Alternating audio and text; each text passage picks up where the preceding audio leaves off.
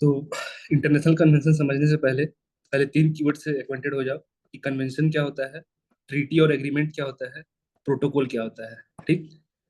तो कन्वेंशन जो होगा, जैसे तुम कहीं भी पढ़ोगे तो बहुत सारा जगह जब कन्वेंशन लिखा रहेगा, कहीं पे प्रोटोकॉल लिखा रहेगा। ठीक है, तो वो डिफरेंशिएट करना जरूरी है। कन्वेंशन फॉर्मल मल्टीलेटरल ट्रीटी, मतलब बहुत लोग आके मतलब मिल के बैठ के कुछ डिसाइड करते हैं कि कुछ करना है बड़ा। ठीक है। Open for participation of international organisation, और जो भी इंटरनेशनल ऑर्गेनाइजेशन है वो सब भी इसमें पार्टिसिपेट कर सकते हैं अपना अपना आइडिया देने के लिए या फिर अपना कोई भी एक्सपर्टीज देने के लिए। तो कन्वेंशन में कुछ एग्जांपल के तौर पे रामसार कन्वेंशन सुने होगे तुम, वेटलैंड को लेके है। यूएनएफ ट्रिपल सी ये 1992 का था। ठीक है। वैसे ही CITES convention, convention on illegal trade जो है एंडेंजर्ड स्पीसीज को लेके ये रोकता है कन्वेंशन। ठीक। तो कन्वेंशन का मकसद यही है कि सब मिलके बहुत सारे लोग आएंगे, बैठेंगे और सोचेंगे कि कुछ करना है बड़ा, लेकिन कुछ भी उतना डिटेल में बात नहीं करते हैं। लार्जर गोल इनका रहता है कि कुछ करना है बड़ा। कन्वेंशन जैसे कि वियना कन्वेंशन बताया था ओजोन डिप्लेटिंग सब्सटेंस के लिए। ठीक है। तो वहां पे वियना कन्वेंशन था, तो उसमें बस वो लोग बोले कि ओजोन को कम, माने ओजोन होल जो बढ़ते जा रहा है उसको रोकना है। बस इतना लोग डिस्कस की कि रोकना है उसको। ठीक। सारे लीडर जो भी मैंने कंट्री के लीडर थे या फिर जो भी उनको असाइन किया गया था लीडर को कि तुम जाओ मेरे जगह पे, तो लोग जाके बैठ के बस डिसाइड किया कि ओजोन को रोकना है। कैसे रोकना है, ठीक है, कैसे रोकना है वो डिटेलिंग वो लोग प्रोटोकॉल में काम करेंगे पूरे डिटेल में कि हाँ ये है दिक्कत, क्लोरोफ्लोरोकार्बन इशूज है, उसको हटाने के लिए अल्टरनेट कुछ रखना पड़ेगा, नहीं तो आदमी मानेगा कैसे। तो एचएफसी को लाएंगे। ऐसा ऐसा करके प्लान वगैरह सब प्रोटोकॉल में बनता है, थोड़ा डिटेल काम में होता है। ट्रीटी और एग्रीमेंट क्या होता है कि कन्वेंशन में वो लोग डिसाइड कर लिए कि कुछ करना है बड़ा। ठीक। एग्रीमेंट और ट्रीटी में क्या होता है, अगर एग्री हो गए कि हाँ ओजोन को हटाना है, जैसे कि वियना कन्वेंशन, एग्री हो गए कि एनवायरमेंट को प्रोटेक्ट करना है, ठीक है, क्लाइमेट चेंज से बचाना है, जैसे कि यूएनएफसीसी। उसके बाद क्या करेंगे वो लोग, if agreed on a convention then signed by the countries, country उसको साइन करेगा सब बैठ के कि हाँ मैं हाँ बोलता हूँ कि हाँ मेरे तरफ से भी हाँ है। तो लोग सब बैठ के वहीं पे साइन कर लेगा। एग्जाम्पल, पेरिस एग्रीमेंट ले लो या फिर वियना कन्वेंशन ले लो या फिर यूएनएफ ट्रिपल सी। ये क्लाइमेट चेंज पे अभी देखेंगे, ये सब जो कीवर्ड देखोगे ना, घबराना नहीं, इसी क्लास में इस क्लास में या नेक्स्ट क्लास में ये सारे कीवर्ड से तुमको ये हो जाएगा, समझ आ जाएगा कि क्या कह रहा हूँ ये। ठीक। साइन किए, साइन कर लिए। अब अपने अपने कंट्री चले गए लीडर सारे। ठीक है। मीटिंग बैठे थे, कोई भी एक जगह पे मीटिंग हुआ, जैसे पेरिस एग्रीमेंट, ये यहाँ पे कहाँ हुआ था, पेरिस में। मोदी जी गए होंगे या फिर इंडिया के जो फॉरेन मिनिस्टर है वो गए होंगे। वहां पे लोग बोले कि हाँ ठीक है क्लाइमेट को बचाना है, तो बचाना है। अब एग्रीमेंट साइन करके आ गए, सेकंड चीज था एग्रीमेंट साइन करना। ठीक। साइन करके आ गए। उसके बाद घर पे आने के बाद यहाँ पे इंडिया में उसको रेटिफाई भी करना पड़ेगा, उसको बोलते हैं रेटिफिकेशन। साइन कहाँ पे करके आ गए, पेरिस में थे, वहां पे बैठे बोले कि हाँ हमें मंजूर है कि क्लाइमेट चेंज को बचाना है, क्लाइमेट चेंज को रोकना है। ठीक। फिर इंडिया में आके रेटिफाई करना पड़ता है उसको, कि बताना पड़ेगा कि हाँ इंडिया इंडिया की तरफ से रेटिफिकेशन का मैंने ये है मैसेज है कि इंडिया रेटिफाई कर दिया है।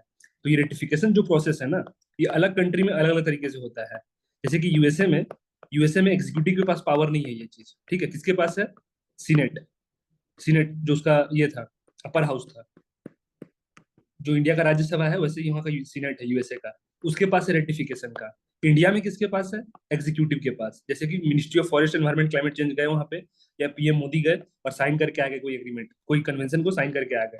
ठीक। तो इंडिया में आएंगे वो बोलेंगे इसको रेटिफाई करना है, तो एक नोटिफिकेशन जारी कर देंगे कि इंडिया इंडिया कमिटेड है क्लाइमेट चेंज को रोकने के लिए, जो कि अभी जस्ट मैंने वहां पे साइन करके आए हैं हम लोग। ठीक है। रियो अर्थ समिट में साइन करके आए हैं, उसको हम लोग कमिटेड है, उसको फुलफिल करेंगे। रेटिफिकेशन हो गया, रेटिफिकेशन हो गया बाय एग्जीक्यूटिव, रेटिफाई कर दिए। ठीक। इसके नेक्स्ट स्टेप में क्या होगा कि इसको इम्प्लीमेंट कराने के लिए ये एग्जीक्यूटिव आइधर पार्लियामेंट में लॉ पेश करेंगे, ठीक है, पार्लियामेंट में लॉ ये लाएंगे, या फिर थ्रू रूल्स इसको इम्प्लीमेंट कराने की कोशिश करेंगे। कोई भी रूल्स लाके बोले कि जैसे मान लेते हैं कि कोई अम्ब्रेला स्कीम है पहले से, तो ये सॉरी अम्ब्रेला कोई लॉ है, तो उसका उसको यूज करके ये लोग लॉ बनाते रहेंगे। ठीक है। उसको यूज करके लोग लॉ रूल्स बनाते रहेंगे। और जैसे कि फॉर एग्जांपल कि पेरिस एग्रीमेंट हो गया, कि वियना कन्वेंशन हो गया, कि अभी जैसे साइटिस देखे थे ना, साइटिस क्या था, इंडियन गवर्नमेंट साइन करके आया, पहले साइन कर लिया, यहाँ पे आके रेटिफाई कर लिया एग्जीक्यूटिव, की एग्जीक्यूटिव एग्री हो गया, सारे कैबिनेट एग्री हो गए कि हाँ ठीक है, तो मैंने इलीगल ट्रेड का एनिमल का स्पीसीज को रोकना है, एग्री हो गए। अब इसको इम्प्लीमेंट कराने के लिए पहले से हमारे पास WP 1972 था, तो क्या बोले कि साइटिस को इम्प्लीमेंट कराना है अब इंडिया में, तो कैसे कराएंगे, इसको अमेंड कर देते हैं, और इसका जो भी प्रोविजन हम वहां साइन करके आए इंटरनेशनल लेवल पे, आर्टिकल 253, ठीक है 253, उसको यूज करके लॉ को अमेंड करके इंडियन गवर्नमेंट स्टेट का भी डोमेन को ये किया, ठीक है। एक्चुअली एनवायरमेंट जो है वो कंकरेंट लिस्ट में है, ठीक है।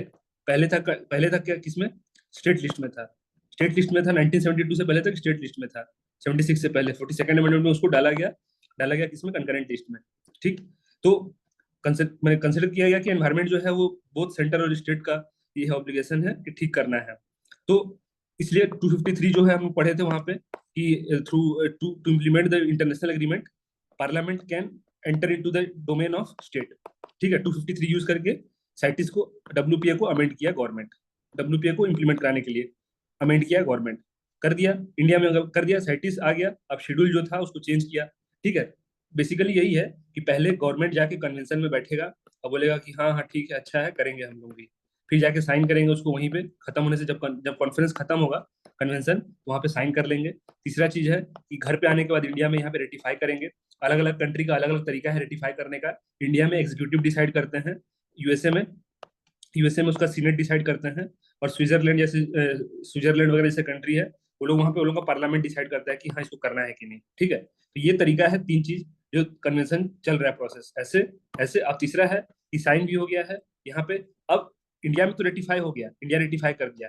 अब मेन चीज है कि ये यूएसए में जो सीनेट के पास पावर है ना, तो ट्रम्प जाके बोल देता है कुछ भी कि मैं ये साइन करूंगा, लेकिन सीनेट इसको पास नहीं करता है। तो इसलिए देखोगे मोस्ट ऑफ द जो इंटरनेशनल एग्रीमेंट है, कन्वेंशन है, ठीक है, वो सब में यूएसए नहीं है। बहुत सारे मतलब ऑलमोस्ट मतलब गिन चुन के बहुत सारे में ऐसा एग्रीमेंट होगा जहाँ पे यूएसए नहीं होगा पार्ट, क्योंकि यूएसए में ना रेटिफिकेशन कराना टफ है। ट्रम्प हो कि जो भी है, जो बाइडेन हो, जो भी साइन किए होंगे, ओबामा जो भी साइन करके आया होगा, उनको रेटिफाई कराने के लिए सीनेट का जरूरत पड़ता है, और सीनेट जल्दी से कुछ भी करता नहीं है वहां पे। तो तुम कुछ भी कह लो, वो रेटिफाई नहीं करता है यूएसए जल्दी उसका, तुम अगर निकाल के देखोगे, देख लेना, ठीक। तो जैसे यूएनसीसी पेरिस एग्रीमेंट पेरिस एग्रीमेंट इसको साइन कर लिया है, ठीक है, लेकिन रेटिफाई नहीं किया है।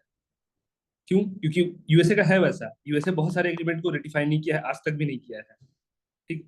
क्रिटिसाइज होता है, लेकिन क्या कर सकते हैं, उसका तरीका ही अलग है वहां पे। एक सेकंड।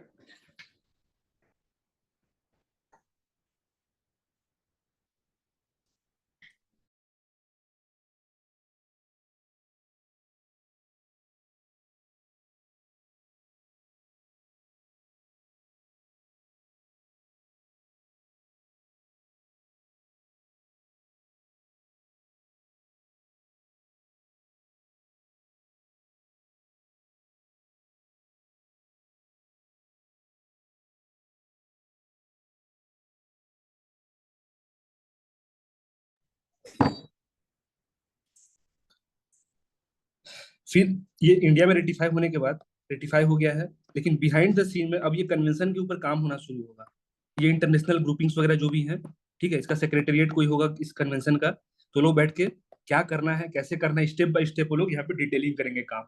उसको हम लोग प्रोटोकॉल का नाम बोल रहे हैं। An instrument with specific that implement objective of convention. जो भी कन्वेंशन का ऑब्जेक्टिव था, उसको इम्प्लीमेंट कराने के लिए स्पेसिफिक डिटेलिंग काम होता है प्रोटोकॉल में। एग्जाम्पल, जैसे ये यूएनएफसीसी कन्वेंशन है, क्लाइमेट चेंज को रोकने का कन्वेंशन है, इसके ऊपर डिटेलिंग किससे काम हो रहा है, क्योटो प्रोटोकॉल। बहुत इंपॉर्टेंट, वेरी वेरी इंपॉर्टेंट, ठीक है। फिर वैसे ही तो यहाँ पे वियना कन्वेंशन में लिख लो, वियना कन्वेंशन, इसके ऊपर डिटेलिंग कौन से प्रोटोकॉल से काम हुआ, इसके ऊपर डिटेलिंग कौन सा काम किया, मॉन्ट्रियल प्रोटोकॉल। 1985 का ये था कन्वेंशन, इसमें 1987 में ये इसके ऊपर डिटेलिंग काम हुआ, ठीक है, वियना कन्वेंशन। तो तुमको ये तीन चीज ध्यान देना है कि जहां कहीं भी प्रोटोकॉल देखोगे, बैक ऑफ माइंड में यही इमेज क्रिएट करना है कि यहाँ पे डिटेलिंग में बताया होगा, ठीक। और जब कन्वेंशन देखोगे, तो हाँ ये पहली बार मतलब यहाँ पे कुछ बैठ के लोग डिसाइड किए होंगे कुछ बड़ा करेंगे बोल के। किसी को डाउट इस तीन चीज में?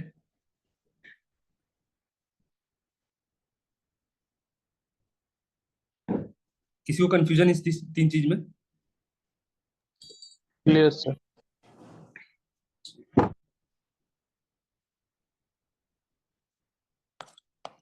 अब देखो, ठीक है, क्लाइमेट चेंज करना है, सब कुछ करना है, लेकिन कुछ तरीका तो होना चाहिए ना करने का। अब ये मैं कहूंगा कि ये मेंस टॉपिक है, ठीक। मैं इसलिए यहाँ पे डिस्कस कर रहा हूँ क्योंकि तुमको मैं एज्यूम कर रहा हूँ कि तुम लोग जब भी फ्यूचर से तुम करंट अफेयर पढ़ना शुरू करोगे, जैसे तुम्हारे रिलेटेबल हो जाए, और प्रीलिम्स में भी तुमको डायरेक्टली क्वेश्चन फ्रेम हो सकता है यहाँ पे। तो प्रीलिम्स का एक खासियत क्या है ये मेंस का टॉपिक करने का, कि तुम मेंस का टॉपिक में ना जनरलाइज करके पढ़ते हो तुम कोई भी चीज। ठीक है, जनरलाइज कर देते हो कि हाँ ये ऐसा है तो ऐसा ही होता होगा, तो ये 4-5 पॉइंट है। ठीक, तो इसका एडवांटेज होता है प्रीलिम्स में कि तुमको पता है कि इंटरनेशनली सारे कंट्री कैसे बिहेव कर रहे हैं। अब बिहेव कैसे कर रहे हैं पता है, तो जब कोई ग्रुपिंग्स आएगा उस हिसाब से, तो तुम उस हिसाब से डिसाइड कर पाओगे कि अरे यहाँ पे तो ऑस्ट्रेलिया लिख दिया है कि अमेरिका लिख दिया है, अमेरिका का तो आइडियोलॉजी के पूरा अगेंस्ट है ये चीज। तो वो चीज मेंस में तुमको पढ़े, वो टॉपिक जो भी तुम पढ़ रहे हो मेंस का, तो वहां पे तुम रिलेट कर पाओगे ऐसा। अब यहाँ पे क्या है कि ग्लोबल क्लाइमेट चेंज नेगोशिएशन, ये लड़ाई है between developed and developing plus least developed countries, ये दोनों एक तरफ और डेवलप्ड कंट्री एक तरफ। डेवलप्ड कंट्री बोलने से ग्लोबल नॉर्थ बोला जाता है, ग्लोबल नॉर्थ। ये ग्लोबल नॉर्थ किस लिए बोला जा रहा है कि जब अर्थ है ना, तो उसका जो इक्वेटर से ऊपर जो जितने भी कंट्री है ना, ये लोग डेवलप्ड हो चुके हैं। और जो और कुछ हैं जो यहाँ पे डेवलपिंग भी है, कुछ हैं, लेकिन मोस्टली ग्लोबल नॉर्थ बोला जाता है इनको, डेवलप्ड कंट्रीज को। और जो ग्लोबल साउथ है, उसमें डेवलपिंग और लीस्ट डेवलपिंग कंट्रीज आते हैं, जो इक्वेटर के नीचे, जैसे कि साउथ अमेरिका हो गया, कि मैंने इंडिया तो है उसे नॉर्थ के इक्वेटर से ऊपर ही, लेकिन बहुत सारे कंट्री हैं जो डेवलप्ड नहीं है, बहुत ज्यादा कंट्री। तो जनरलाइज किया गया कि ग्लोबल नॉर्थ वो कंट्री जो तुम्हारा डेवलप्ड है, और ग्लोबल साउथ वो जो जो डेवलप्ड नहीं है। और इंडिया जो है ग्लोबल साउथ का लीडर है। ठीक है, ग्लोबल साउथ का लीडर है, ग्लोबल साउथ का लीडर है। इसका एग्जाम्पल हमको कहाँ पे देखने को मिला, जब G20 हुआ इंडिया में, दिल्ली में 2023 या 24 में, 2023 में। तो इंडिया अफ्रीकन यूनियन को मैंने अपना ये यूज करके, डिप्लोमेसी यूज करके इसको G20 में एंटर करवाया, अरे अफ्रीकन यूनियन। और सारे अफ्रीका में जितने भी कंट्रीज हैं, वो सबके सब डेवलप, या तो डेवलपिंग है तो लीस्ट डेवलपिंग है। ठीक है, तो इंडिया है बहुत वोकल है ग्लोबल साउथ को लेके। ठीक, नेगोशिएशन इन्हीं इन्हीं दोनों के लिए बीच में चल रहा है, एक जो ग्लोबल नॉर्थ है वर्सेस ग्लोबल साउथ। तो तुम नॉर्थ साउथ में, मैंने ऐसे कंफ्यूजन मतलब मिसनोमर है वो, कि बस नाम में खाली नॉर्थ लिखा हुआ है। बाय डिफॉल्ट मैं कह रहा हूँ कि developed, developed versus developing, developing plus least developing countries. ठीक है, इन दोनों का लड़ाई है ये नेगोशिएशन, कि क्या करेंगे बैठ के। ठीक, अब देखो कि कार्बन बजट जो है वो 1000 बिलियन टन ऑफ CO2 का एज्यूम कर रहे हैं। ठीक, कार्बन बजट जो है हमारा 1000 बिलियन टन CO2 का है।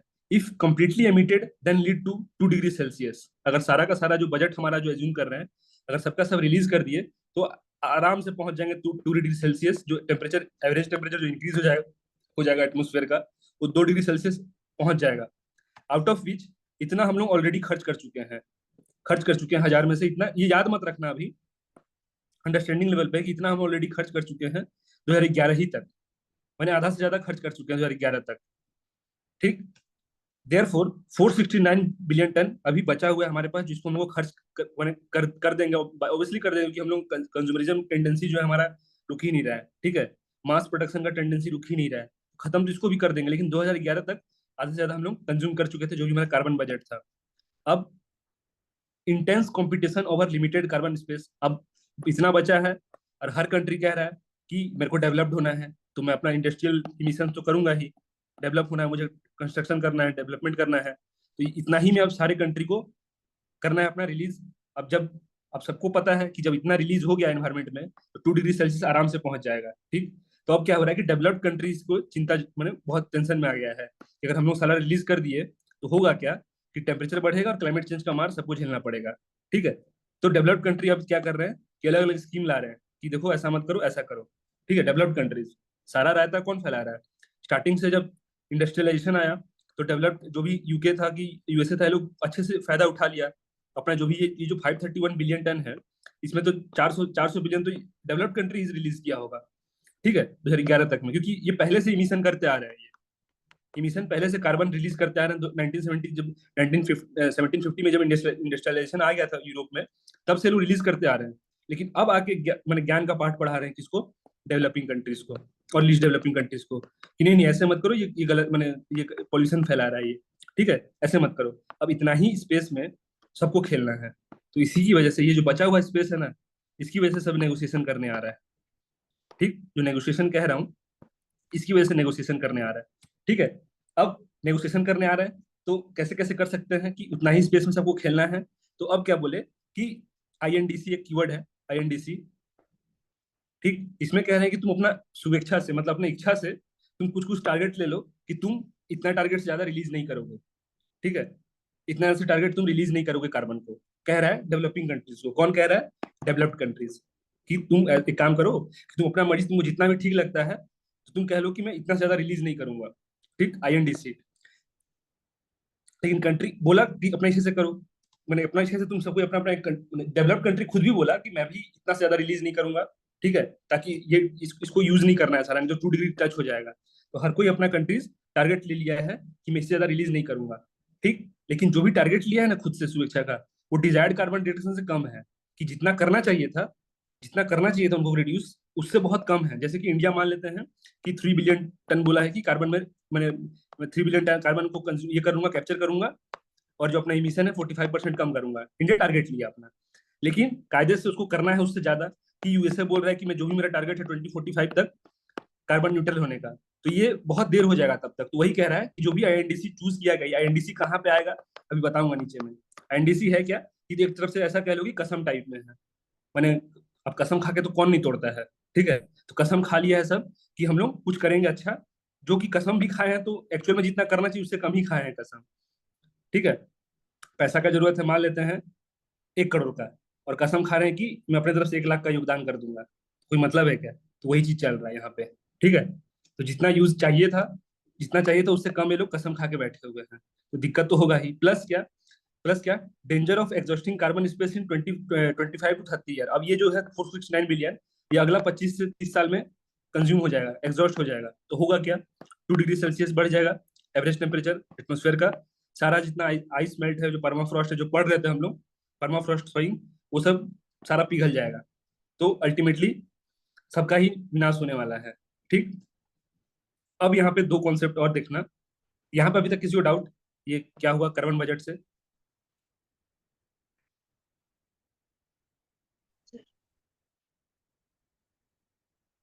किसी को कुछ डाउट?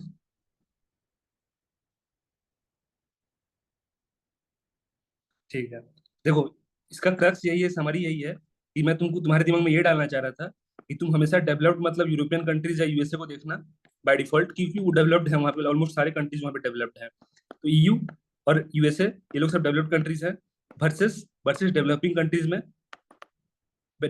में इंडिया, चाइना भी अपने आप को बोलता है कि मैं भी डेवलपिंग कंट्रीज हूँ, जो कि यूएसए को गुस्सा आता है इस बात से, ठीक है। चाइना अपने आप को इसी की तरह ट्रीट करना करवाना चाहता है अपने आप को, चाइना और बाकी जो भी लीस्ट डेवलपिंग कंट्रीज हो गए वो सब, ठीक है। इन दोनों के बीच में लड़ाई है, और इंडिया हमेशा इंडिया इसका लीडर बन रहा है। इनफैक्ट चाइना भी चुपचाप साइड में हो जाता है, हालांकि बोलता है कहीं कहीं पे, लेकिन इंडिया मैंने वोकली कह रहा है कि भैया मुझे मत बोलो तुम क्या करना है नहीं करना है, ठीक है, मैं अपना well with in the limit हूँ। मेरा जो अभी देखेंगे वही चीज देखेंगे। अब इमिट कौन कितना कर रहा है, इतना तो देख लिए कि कार्बन बजट इतना था और इतना हमें बचा है, सबको यूज करना है इतना। लेकिन कौन इतना ये फैलाया, कौन है? जो 531 जो यूज हो गया है, कौन कितना यूज किया है? तो जो ऑलरेडी यूज हो चुका करंट एमिशन जो है, एट प्रेजेंट जो है इमिट कर रहा है, चाइना सबसे ज्यादा कर रहा है। ये फैक्ट याद रखने वाला है कि चाइना का इस लेवल का इंडस्ट्रियलाइजेशन हो रहा है वहां पे, इस लेवल का डेवलपमेंट कर रहा है वो, कि करंट जो इमिशन है चाइना का वो सबसे हाईएस्ट है। ये फैक्ट याद रखना है तुमको। सेकंड हाईएस्ट में यूएसए है 14% पे, इंडिया है थर्ड हाईएस्ट करंट। प्रेजेंट जो इमिशन हो रहा है जिस रेंज में, वो सबसे ज्यादा इंडिया तीसरे नंबर पे है करंट इमिशन में, ठीक। एक है करंट इमिशन, और एक है क्यूमुलेटिव इमिशन, ठीक है, और तीसरा है सर, पर। वो हाँ, जो 469 बिलियन जो बाकी था उसमें से ये अभी जो चल रहा है वही बोल रहे हैं तो? वो 469 को छोड़ दो, जो बस ऐसे याद रखो कि अभी जो करंट इमिशन का जो ये है, ठीक है, एट प्रेजेंट। हाँ, वैसे भी रिलेट कर लो कि 469 जो बचा हुआ है उसी में से तो 27% चाइना रिलीज कर रहा है अभी, फर्स्ट एक नंबर पे चल रहा है चाइना, ठीक है।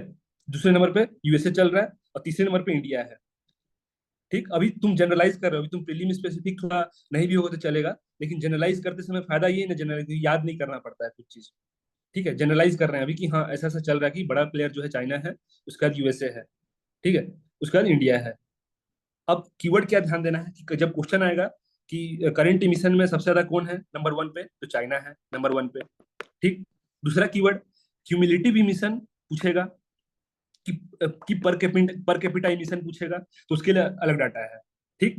बट CO2 इमिशन पर पर्सन जो CO2 इमिशन वाला जो सीन है कि कौन पर इंडिविजुअल, जैसे मान लेते हैं कि इंडिया में 140 करोड़ पॉपुलेशन है, ठीक, 140 करोड़ पॉपुलेशन है, उस हिसाब से इंडिया 120th रैंक पे है।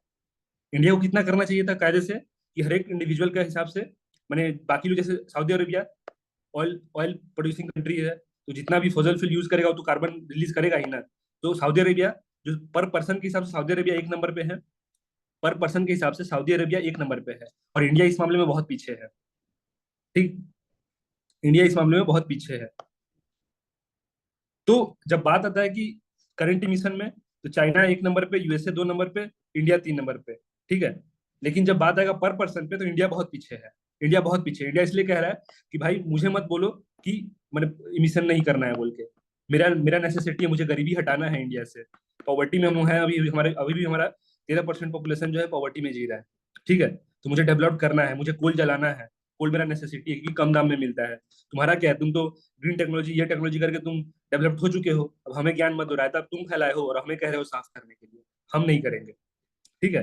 तो इंडिया का स्टैंड यही है। मैंने जितना भी एनवायरमेंट का तुम देखोगे, प्लास्टिक पॉल्यूशन हो कि कुछ भी हो, जो ग्लोबल ट्रीटी साइन होने वाला था last year, plastic pollution treaty, ठीक है, तो इसमें भी इंडिया अकेले स्टैंड लिया कि मैंने मुझे मत बोलो, मतलब ऐसा ऐसा बाइंडिंग टाइप में कुछ मत रखो, इसलिए वो ट्रीटी साइन नहीं हो पाया।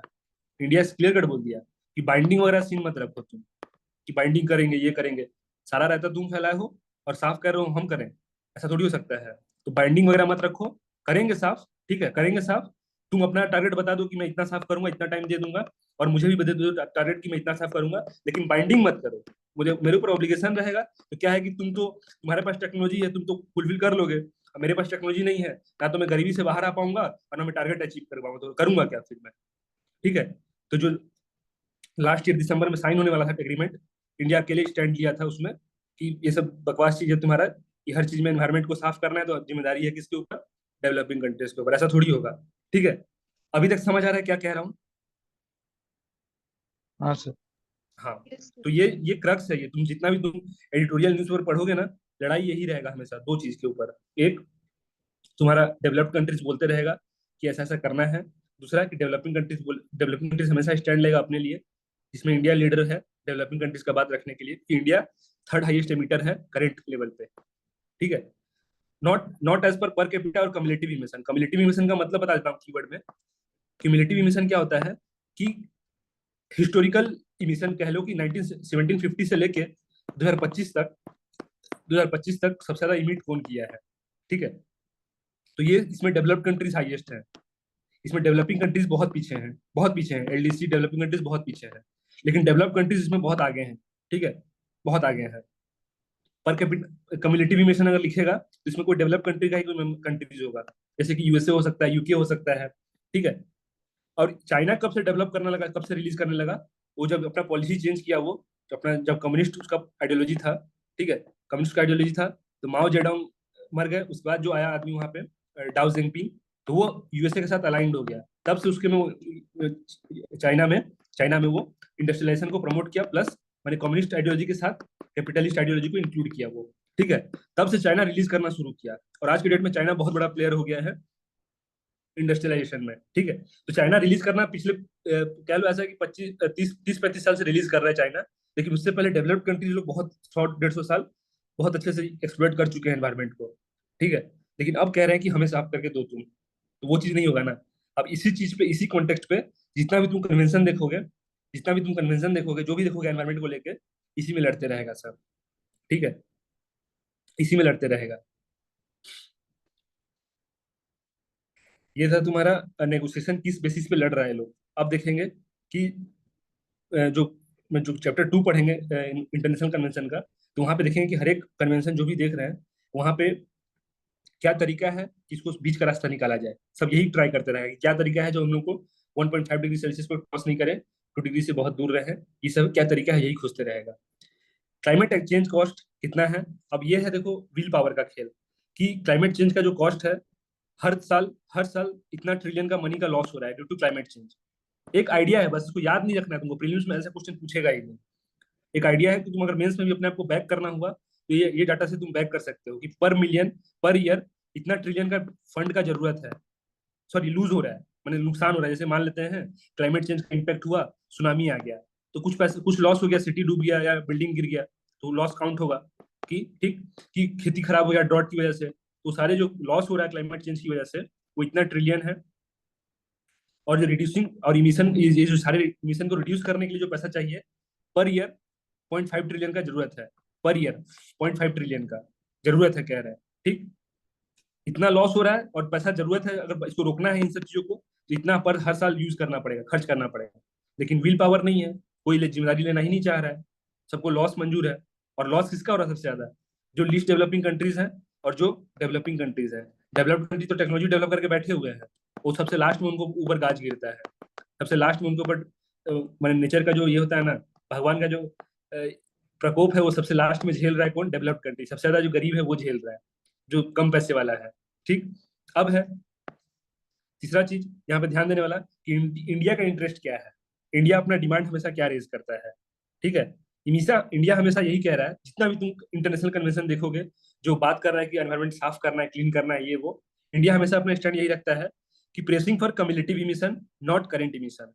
कि जो भी तुम ज्ञान दे रहे हो करंट इमिशन पे मत दो, कि अभी मत कहो कि इंडिया तुम रुक जाओ, मत करो इतना रिलीज। ठीक है, तुम बोलो कि हाँ हिस्टोरिकली इतना करते आ रहे थे, हमारा जिम्मेदारी ज्यादा है, तुम्हारा कम है। ठीक है, तो उस पर इंडिया प्रेस करने के लिए कह रहा है कि तुम कम्युलेटिव इमिशन पे फोकस करो, ना कि करंट इमिशन पे। ठीक है, करंट इमिशन पे तुम अभी मत करो, क्योंकि अभी इंडिया को डेवलप करना है, इंडिया को अपना पॉवर्टी हटाना है। तो इंडिया को अभी तुम इस पे ज्ञान मत दो, इस करंट एमिशन पे ज्ञान मत दो। इंडिया प्रेस कर रहा है, ये आइडियोलॉजी है इंडिया का। तो इसको, इस चीज को ये करने के लिए इंडिया क्या बोला कि सीबीडीआर का प्रिंसिपल बोला फॉलो करने के लिए। अब सीबीडीआर क्या है? सीबीडीआर का प्रिंसिपल क्या है? Common but differentiated responsibility.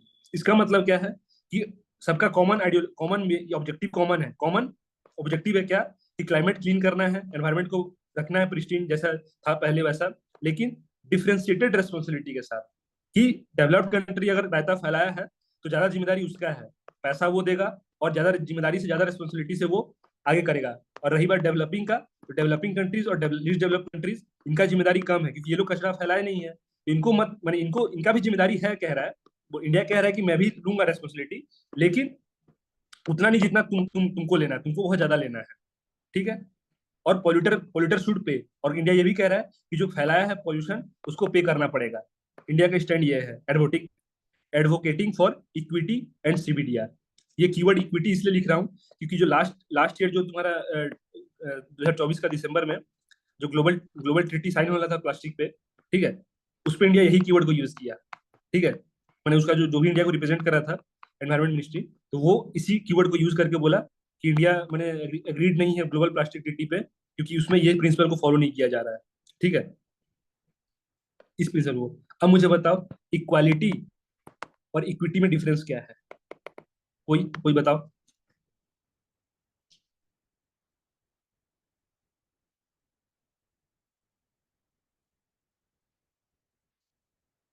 Equality और इक्विटी में डिफरेंस क्या है?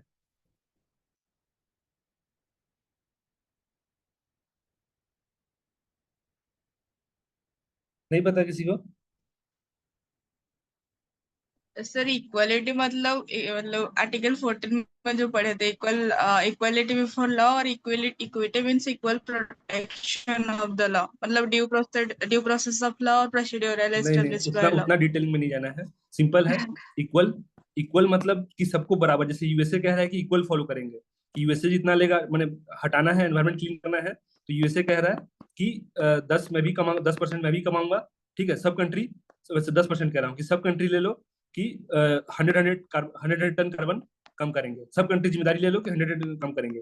इंडिया कह रहा है कि 100 सब क्यों करेंगे, तुम ज्यादा फैला हो, तुम करोगे 300, ठीक है, मैं करूंगा 50 और एलडीसी वाले करेंगे 10। तो ये क्या है, ये क्या कह रहा है कि करना सबको, टारगेट वही अचीव करना है, मैंने 1000 कम करना है, सबका टारगेट वही है। लेकिन इंडिया कह रहा है कि इक्विटी के हिसाब से जो जितना किया है वो उतना भरेगा। मैंने हमेशा ऐसा लड़ाई रहता है कि इक्वालिटी मतलब क्या। तो कोई कह रहा है कि जो मैंने जैसे बोलते हैं ना कि रिजर्वेशन कब तक चलेगा इंडिया में, है थोड़ा डिबेटेबल टॉपिक। ठीक है, तो इक्वल कर देते हैं। तो कोई कहता है कि कैसे इक्वल करेंगे, तो कोई कहता है कि रिजर्वेशन दे दो। तो अलग अलग तरीका है इक्वल मैंने ये करने का। लेकिन जो कोर प्रिंसिपल रहेगा इक्विटी का, कि जितना जो जितना मैंने झेला है उस हिसाब से उतना उसको मिलना चाहिए अपना स्टेक। ठीक है, तो ऐसे मैंने बेसिक बहुत कॉमन रखना इक्विटी और इक्वलिटी में, इक्वालिटी हमेशा सबके लिए बराबर नहीं होता है, लेकिन जब बात आएगा इक्विटी का तो ये बहुत ज्यादा सब्जेक्टिव है। इक्वालिटी में क्या है कि ऑब्जेक्टिव कॉन्सेप्ट है कि इक्वालिटी क्या कर दो कि द ABC है तो सबको कह दो कि 5-5 रुपए सबको दूंगा गरीबी हटाने के लिए। और इक्विटी क्या है कि इसमें ये कह रहा है कि सबको 5-5 नहीं, जिसको जब जितना जरूरत है उस हिसाब से उसको दो, कि किसी को 1 रुपए जरूरत है तो उसको 1 रुपए दो, किसी को 5 जरूरत है 5 दो, और किसी को 10 जरूरत है 10 दो। ठीक है, ये इक्विटी है। इंडिविजुअल नीड्स के बेसिस पे। हाँ, इंडिविजुअल का जो भी रिक्वायरमेंट है उस हिसाब से उसको दो। ठीक, तो इंडिया यही स्टैंड ले रहा है कि जो भी जितना कचरा जो फैलाया हुआ है, जिसका जितना कैपेसिटी है, ठीक है, कॉमन रहेगा। आइडियोलॉजी एक ही है सबका कि पहुंचना है क्लीन क्लाइमेट की तरफ।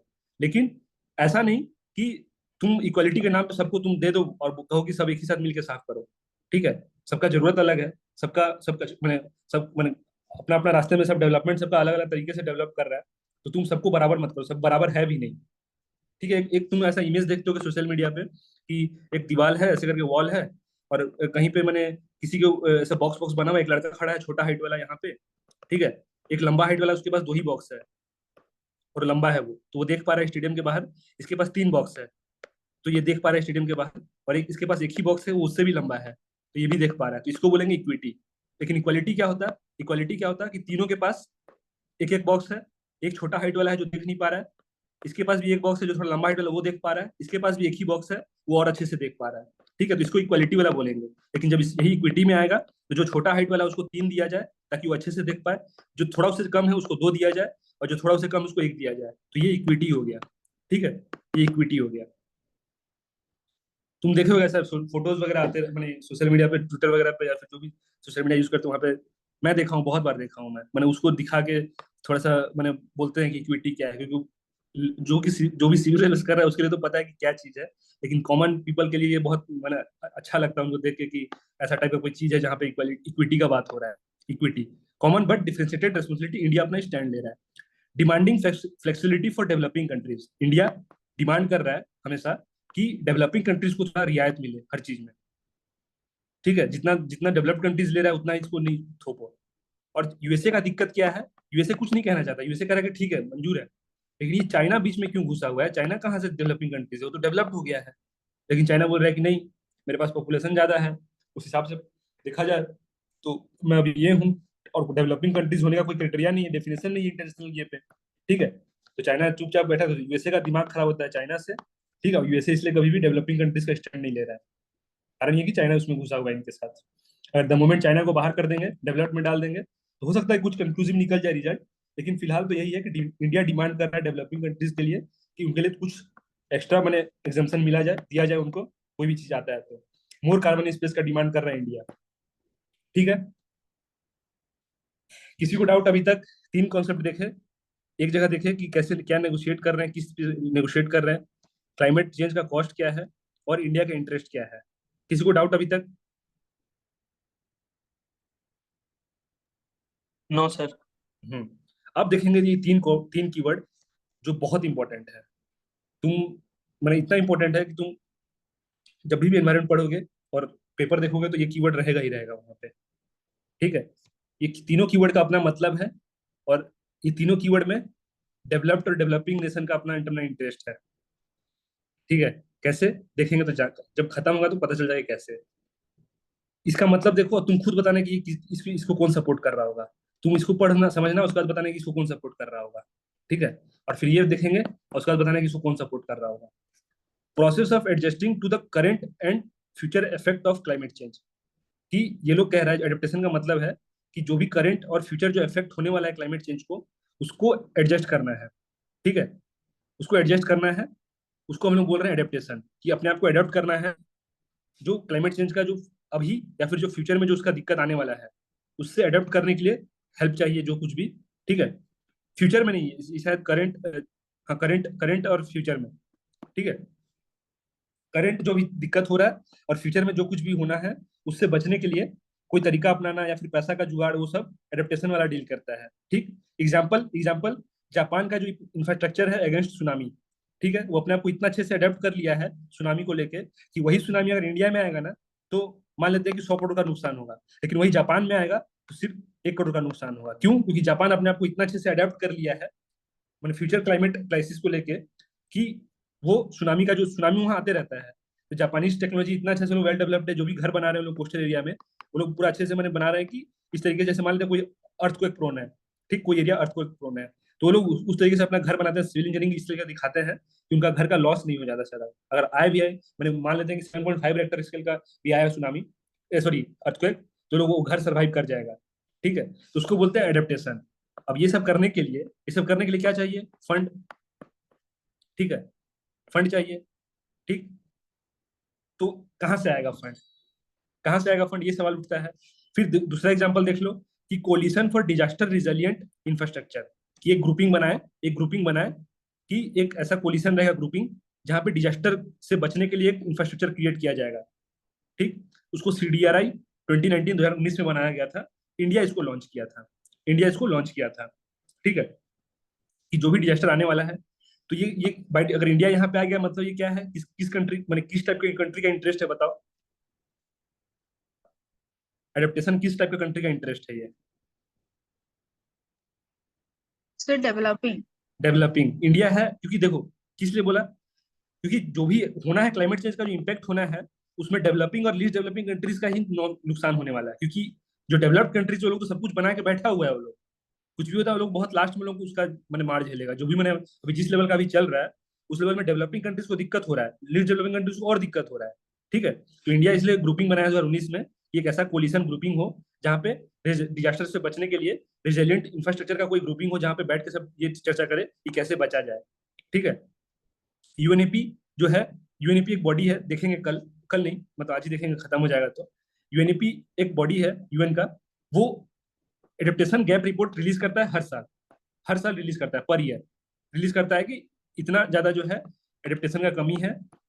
ठीक है, इतना पैसा चाहिए था, इतना पैसा मिला है, नहीं मिला है, ये सब रिलीज करता है यूएनईपी। फैक्ट है, याद रखना पड़ेगा। एडेप्टेशन गैप रिपोर्ट कौन कर रहा है रिलीज? यूएनईपी। देखेंगे नीचे में, मतलब आगे जाके अभी देखेंगे इसको, सिक्वेंसली देखेंगे। ये तो यहाँ पे लिख दिया हूँ, लेकिन स्ट्रक्चर्ड वे में आगे है। फिर क्या कह रहा है ये एडेप्टेशन, कि local led adaptation. Local led adaptation का मतलब है कि ठीक है, एडेप्टेशन तो कर ही रहे हैं, ये और एक चीज कह रहा है ये, कि लोकल लेड एडेप्टेशन जरूरी है, मतलब बॉटम टॉप अप्रोच, कि क्या जरूरत है नीचे वाला बताएगा ऊपर वाले को, तो उस हिसाब से एडेप्टेशन किया जाएगा उस एरिया में। अब जैसे कोस्टल एरिया में पूरी में सुनामी आ रहा है, ये तुम्हारा साइक्लोन, अब ये लोग बताएंगे तब ना जानेगा कि क्या करना है सेंट्रल गवर्नमेंट को, कि कितना देना है नहीं देना है, कि पूरी वाले लोग को ज्यादा बेटर पता होगा कंपेयर टू जो कैपिटल में बैठे हैं, जिनको पता ही नहीं कि क्या चल रहा है। तो ये कह रहा है कि लोकल लेड एडेप्टेशन चाहिए हमें, कि जहाँ जो दिक्कत है उस हिसाब से हमें चाहिए हेल्प। ठीक, एक आइडिया है लोकल लेड एडेप्टेशन। अब ये कीवर्ड सब कहाँ यूज होने वाला है, जब खत्म होगा तुमको ऑटोमेटिक रियलाइज होगा, जब तुम आंसर लिखना शुरू करोगे मेंस का, यही से वहां पे कीवर्ड रहेगा तुम्हारा। ठीक है, ग्लोबल कमीशन ऑन एडेप्टेशन। अब एक ग्लोबल कमीशन है बना हुआ एडेप्टेशन में। अगर पूछेगा कि इसमें कोई अपने डेवलपिंग कंट्रीज का नाम रहेगा, बोलेगा कि क्या ये मेंबर है इसका, तो लोग ऑब्वियसली मेंबर होंगे इसका। क्यों होंगे? क्योंकि वो उनका इंटरेस्ट का है एडेप्टेशन। क्लाइमेट चेंज हो रहा है, हो चुका है, कुछ अभी आएगा, डिजास्टर अभी आएगा, कुछ डिजास्टर आगे आने वाला है। तो बचने का जरूरत किसको है इससे? डेवलपिंग कंट्रीज को बहुत ज्यादा जरूरत है इससे बचने का, क्योंकि इनके पास ना तो ये अमीर हो पाए हैं अभी तक, ना तो इनके पास पैसा है जिससे वो अपने आप को प्रोटेक्ट कर ले। ठीक है, और फ्यूचर में भी इनको और मैंने गरीबी भी हटाना है, तो खर्च किधर करें? वो अपने घर में खर्च करें, या यही सब बाहर का जो कोस्टल एरिया मैंने जो टेक्नोलॉजी में खर्च करें, तो दोनों इनके पास दिक्कत है।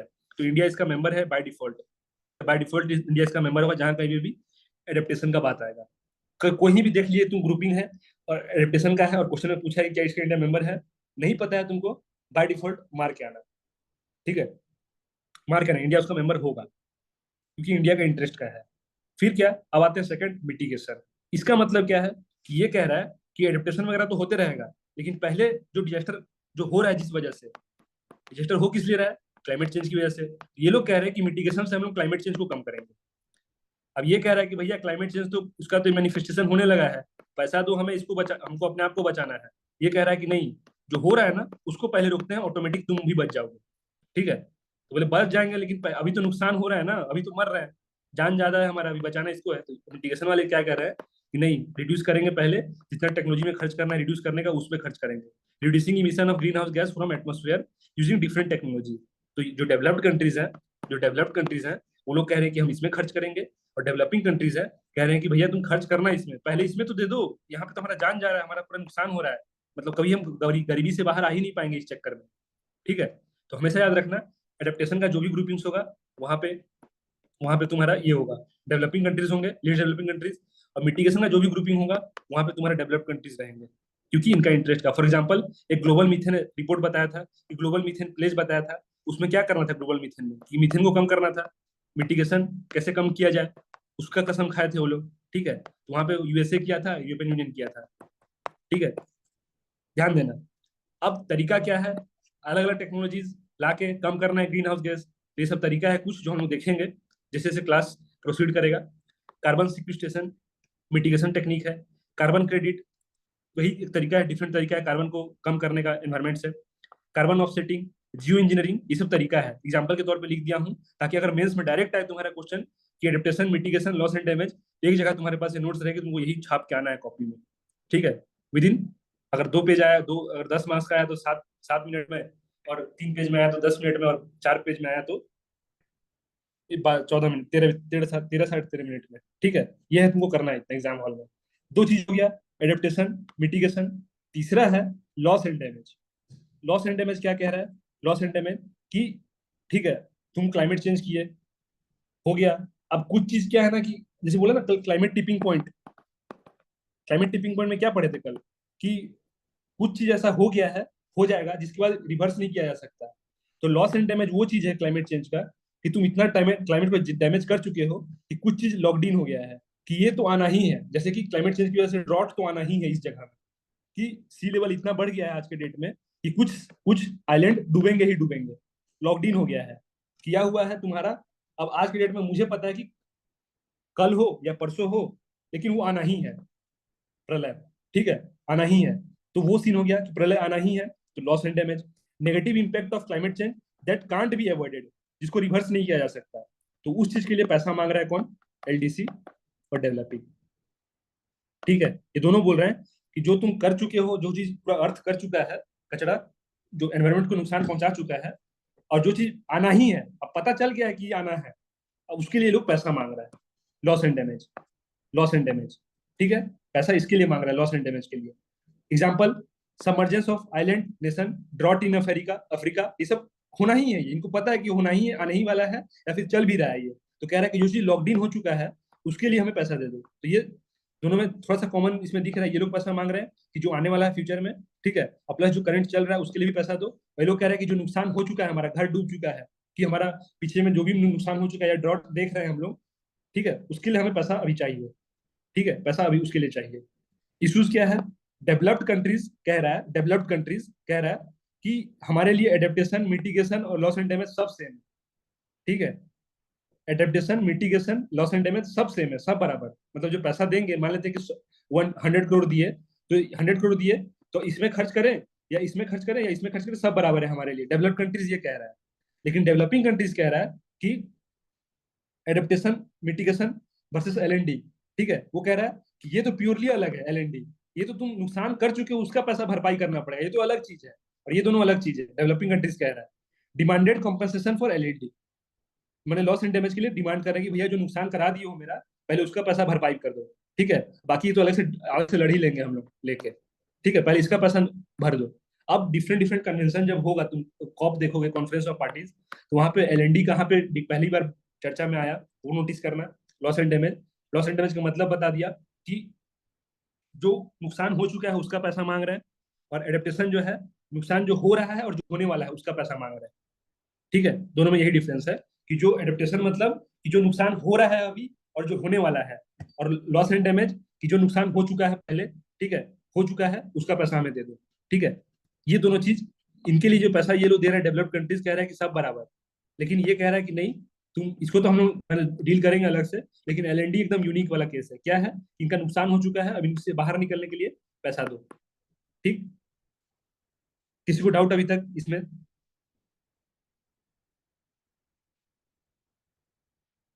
किसी को डाउट?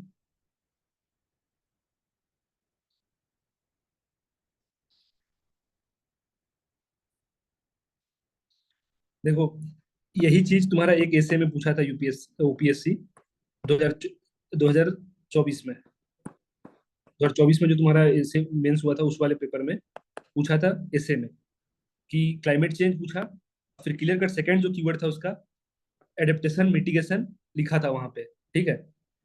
तुमको अगर ये पता भी होता तो तुम अलग अलग एग्जांपल, डिफरेंट डिफरेंट एग्जांपल दे के, कंट्री का कि जापान का हो कि जिसका भी हो, दे के तुम बता सकते थे आराम से।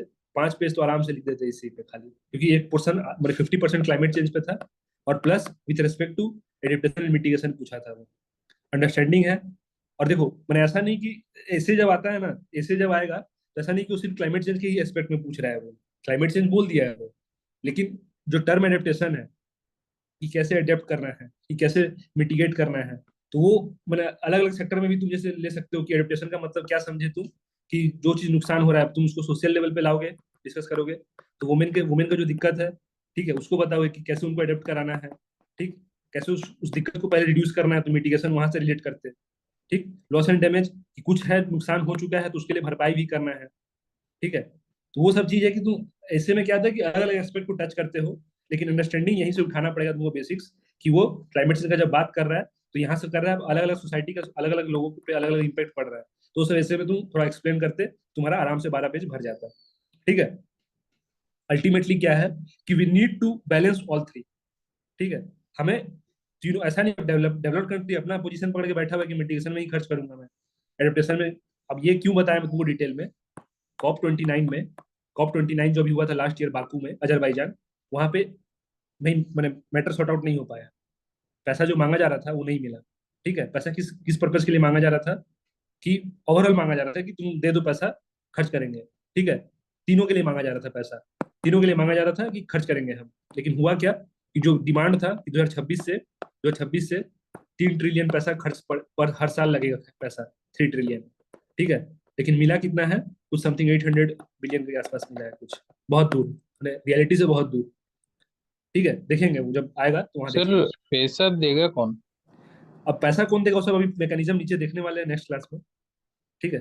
ये सब यहाँ पे टेक्निक कैसे, किस तरीके से पैसा डिस्ट्रीब्यूट होना है, कौन देगा, कितना देगा, वो सब यहाँ पे आगे देखेंगे, देख लेंगे। अभी तुम्हारा क्वेश्चन थोड़ा मैंने आगे आगे का पूछ लिया हो, बताऊंगा पैसा देगा कौन, कैसे देगा, वो सब डिसाइड होगा आगे।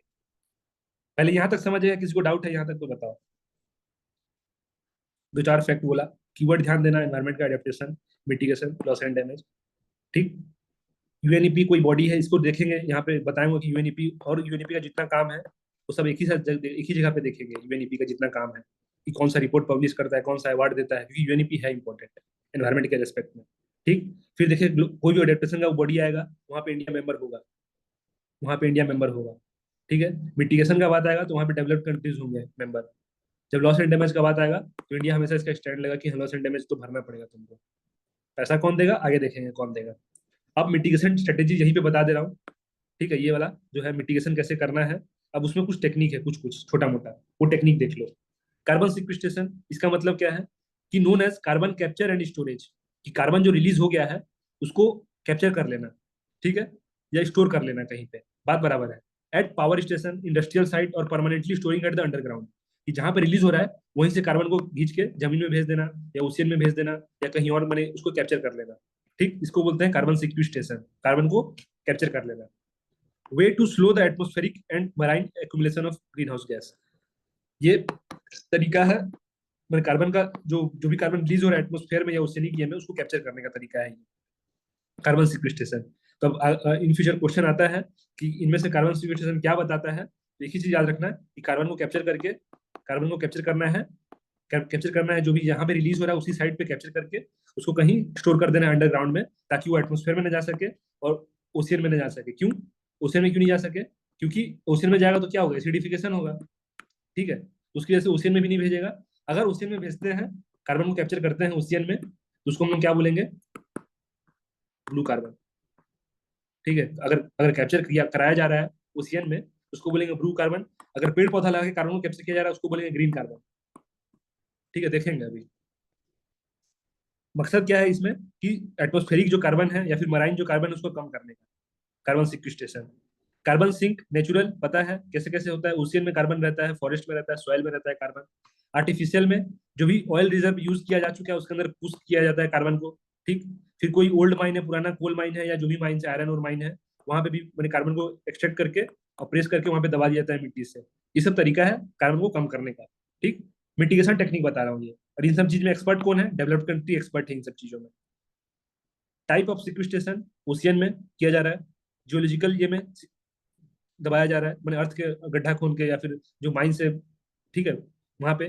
टेरिस्ट्रियल सिक्वेस्टेशन में जैसे कि मिट्टी में वेजिटेशन, पेड़ पौधा लगा के फोटोसिंथेसिस को एनहांस करके, या फिर decreasing the decomposition of organic matter, organic matter का डिकम्पोजिशन को स्लो करके, ये सब तरीका है सिक्वेस्टेशन करने का। और क्या? ग्रीन कार्बन बताया, जब फोटोसिंथेसिस से रिमूव कर रहे हैं कार्बन को, उसको ग्रीन कार्बन बोल रहे हैं। Blue carbon, removal using coastal और मराइन इकोसिस्टम को यूज करके जब ब्लू कार्बन मैंने कार्बन को सिक्वेस्ट कर रहे हैं, तो ये हो गया। ठीक है, अब क्वेश्चन देख लो, यूपीएससी पूछा था 2020 में, ये क्या है आंसर इसका बताओ। What is blue carbon? Sir A. Easy, easy, Yes. A easy. ठीक है, कार्बन जो कैप्चर किया जा रहा है उससे कोस्टल इकोसिस्टम, उसको हम बोलेंगे ब्लू कार्बन। ठीक, अब हम लोग पढ़ चुके हैं ब्लैक कार्बन क्या है बताओ। पहला क्लाइमेट चेंज का जो सबसे पहला क्लास था वहां पे देखे थे, बताओ ब्लैक कार्बन क्या है बताओ।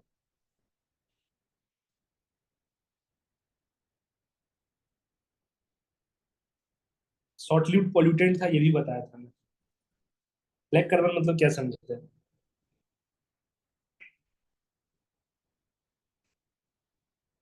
जो एटमॉस्फेयर में अवेलेबल है वो। फॉसिल फॉसिल फ्यूल की वजह से जो भी मैंने शूट, एरोसोल टाइप में मटेरियल था, एरोसोल भी बोला जाता है उसको, रिलीज हो रहा था एनवायरमेंट में। ठीक है, और वो कलर तो उसका ब्लैक ही था। ठीक है, और जो फॉसिल फ्यूल जलने के बाद जो मैंने पार्टिकुलेट टाइप में रहता है, और वो हवा में कहीं भी मैंने गिर सकता है, वो हवा में रहता है, फिर हवा से वो लैंड पे आ जाएगा, गिर जाएगा। ठीक है, तो वो ब्लैक शूट देखे थे हम कि वो एल्बिडो इफेक्ट कम कर रहा था, किसका? आइस का। ठीक है, तो वो ब्लैक कार्बन जो है वो कैप्चर नहीं कराया जा रहा है, वो ब्लैक कार्बन एक सोर्स की तरह आ रहा है कार्बन का, जो रिलीज हो रहा है फॉसिल फ्यूल को जलाने से। ठीक है, और यहाँ पे जो ग्रीन कार्बन और ब्लू कार्बन देखें, ये टेक्निक है रिमूवल का, कार्बन को कैसे रिमूव कर रहे हैं, जिस जिस तरीके से रिमूव कर रहे हैं उस बेसिस पे ग्रीन ग्रीन कार्बन है। रिमूवल कहाँ हुआ? फोटोसिंथेसिस, तो ग्रीन बोले। रिमूवल सर कहाँ हुआ? तो इकोसिस्टम में, उसको ब्लू बोले। सर वो जो ब्लैक कार्बन है उसे अगर हम स्टोर करके रखते हैं कहीं पे तो वो ग्रीन कार्बन और ब्लू कार्बन वही होगा ना? नहीं, उसको बोलेंगे ब्राउन कार्बन। सॉरी, और ब्लैक और ब्राउन एक ही होता है। ठीक है, ब्राउन और ब्लैक एक ही ट्रीट किया जाता है, कि जो भी फॉसिल फ्यूल से आउटकम मैंने कार्बन रिलीज हो रहा है ना, उसको ब्लैक या ब्राउन कार्बन बोला जाता है।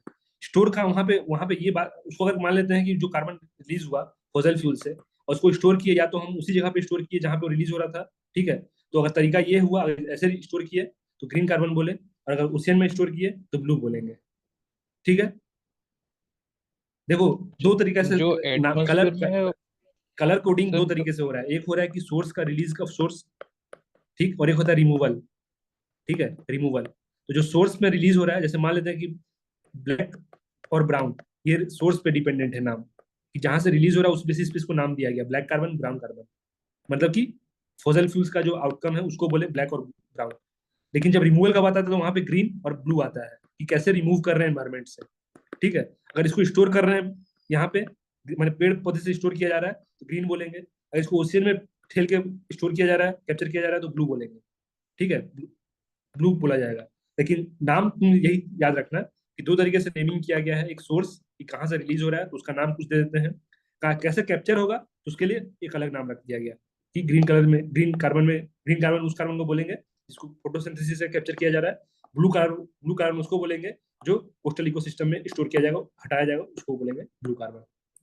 ठीक है, कंफ्यूजिंग है, तुम बस खाली इतना ही ध्यान रखना कि कैप्चरिंग बेसिस पे दो है कलर कोडिंग में, ग्रीन कार्बन, ब्लू कार्बन। अगर पेड़ पौधा से कर रहे हैं तो ग्रीन, नाम से इजी है, ब्लू मतलब ओशियन में जहाँ ब्लू दिखता है पानी टाइप में, सिंपल रखो इसको। और ब्लैक कार्बन जो है तुम्हारा वो पॉल्यूटेंट है, शॉर्ट लिव्ड पॉल्यूटेंट है एनवायरमेंट में। कार्बन से पहले जो भी मैंने कार्बन है उससे पहले ही वो ये हो जाता है, उसका लाइफ जो है बहुत 7 दिन का ही रहता है, 5 या 6 दिन का ही रहता है उसका लाइफ। ठीक है, एक क्वेश्चन और कर लो, एक क्वेश्चन और कर लो, ये वाला 2017 में पूछा था कि in the context of mitigating the impending global warming due to the anthropogenic emission of carbon dioxide को कम करना है, which of the following can be the potential site for carbon sequestration?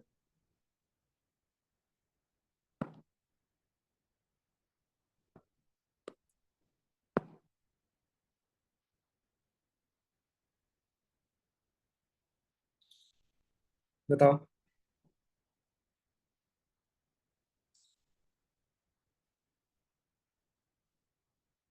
Sir 1 2 तो सही है, पर 3 क्या है समझ नहीं आ रहा है। डीप सलाइन फॉर्मेशन, देखो अब यही ऐसा ही क्वेश्चन पे ना ज्यादा दिमाग नहीं लगाना रहता है। स्टोर तो कहीं भी कर सकते हैं ना, स्टोर करना है।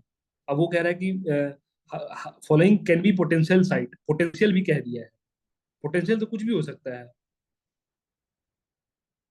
ठीक है। ये सबल्टरेन जो भी लिख रहा है कि सब टेरेन डीप सलाइन फॉर्मेशन, कहीं पे मैंने सलाइन का जैसे कुछ भी होगा एक लेयर होगा उसके नीचे, कह रहा है कि डीप उसके नीचे गाड़ेगा, तो गाड़ सकते हैं ना। इसका आंसर डी होगा। यूपीएससी इस टाइप का पूछता है, तुमको अपने आप को हैबिट में डालना पड़ेगा कि जहाँ पे कैन कर दिया और पूछ रहा है कि पॉसिबिलिटीज टाइप में, तो वहाँ पे तुम सारे मान के चलना, या नहीं पता है तो। और एग्जैक्टली पता है कि ये नहीं होगा तभी एलिमिनेट कर रहा है, नहीं तो कभी भी कट ऑफ के आसपास नहीं होगी। बाकी जो तुम्हारे एस्पेरेंट है वो लोग यही टेक्निक को अप्लाई करके मोस्ट ऑफ द क्वेश्चंस को अटेंड करते हैं, और उनको उसका फायदा भी मिलता है।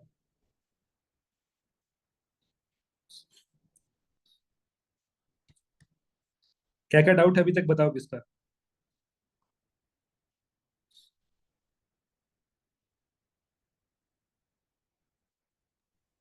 सर हम्म। जो कार्बन ऑक्सीटिंग वो नीचे है क्या? हाँ हाँ हम्म, हाँ, मैं बताऊंगा। मैं कुछ ऐसा कीवर्ड कुछ भी नहीं छोड़ रहा हूँ, तुम टेंशन मत लो। जो डाउट है अभी जो पढ़ा दिया उसमें कुछ डाउट है तो बताओ। देखो, कार्बन का मेरे पास लिस्ट है बहुत सारा। मतलब पर्पल कार्बन होता है कि ग्रीन कार्बन तो बता दिया। रेड कार्बन भी होता है, ग्रे कार्बन भी होता है। तो पर्पल कार्बन क्या है कि पर्पल कार्बन जो है वो इंडस्ट्रियल इमिशन, जो भी इंडस्ट्रियल इमिशन है, इंडस्ट्री से जो इमिट हो रहा है वहीं पे कैप्चर कर लिए, उसको बोला गया पर्पल कार्बन। कैसे किए, तो उसमें दो तरीका आया। एक होता है ग्रीन तरीके से, मैंने फोटोसिंथेसिस से, और एक होता है तुम्हारा ओशियन में ठेल के, ठीक है, ओशियन में, तो अलग नाम है। लेकिन पर्पल मतलब वो जो जिसको हम लोग इंडस्ट्रियल एमिशन, जहाँ पे इंडस्ट्री था उसका चिमनी से निकल रहा था कार्बन, तो उसको वहीं पे कैप्चर कर लिया गया, ठीक है, उसको बोले पर्पल कार्बन। जिसको इंडस्ट्रियल एमिशन से रिलीज हो रहा था उसको पर्पल कार्बन बोला गया, ठीक।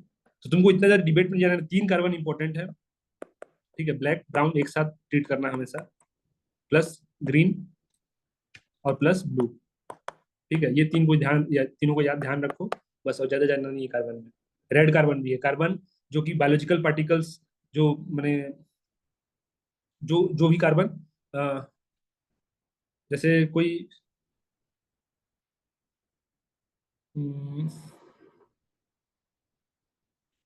रेड कार्बन क्या था कि,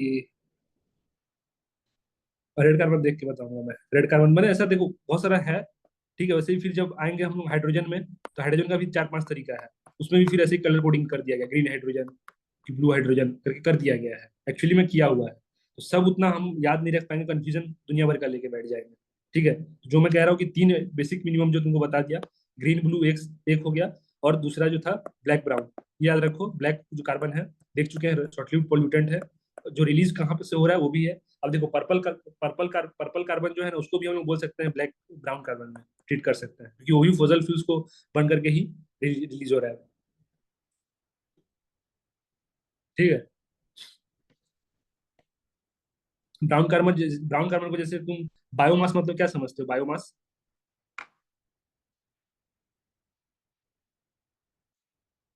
लकड़ी पत्ता ये सब बायोमास में ये है, ठीक है। उसको जला के जो रिलीज होता है उसी को बोलते हैं ब्राउन कार्बन, ठीक है। ब्राउन कार्बन, कोल पेट्रोल ये सब जला के किए तो उसको बोलते हैं हम लोग फॉसिल फ्यूल, ठीक। तो फॉसिल फ्यूल इनडायरेक्टली बायोमास का भी आइटम है, लेकिन बायोमास में जितना कार्बन था वो रिलीज हो गया एटमोस्फेयर में, फिर से वो बायोमास में कन्वर्ट हो जाएगा इन फ्यूचर, ठीक। ज्यादा कंफ्यूजन मत लो, मैं सीधा कह रहा हूँ कि तुमको तीन चीज बोला कि ब्लैक और ब्राउन को एक साथ ट्रीट करना। ब्लैक और ब्राउन में भी क्या है कि ब्लैक और पर्पल भी मैंने एक ही कैटेगरी में ट्रीट हो रहा है कि इंडस्ट्रियल इमिशंस के थ्रू से मोस्टली निकलते हैं ये दोनों। और ये हो गया ब्राउन, जो हो गया तुम्हारा वो बायोमास का जो बर्न करते हैं, ठीक है। बायोमास, लकड़ी पत्ता ये सब जला रहे हो, कि गोबर वगैरह जो काव डंग है वो सबको जला के रिलीज कर रहे हो, तो वो बायोमास में ट्रीट होगा, तो उसको ब्राउन कार्बन बोला जाता है। लेकिन उतना डिफ्रेंशिएट नहीं करवाएगा वो, इन्हीं दोनों में डिफ्रेंशिएट करवाएगा।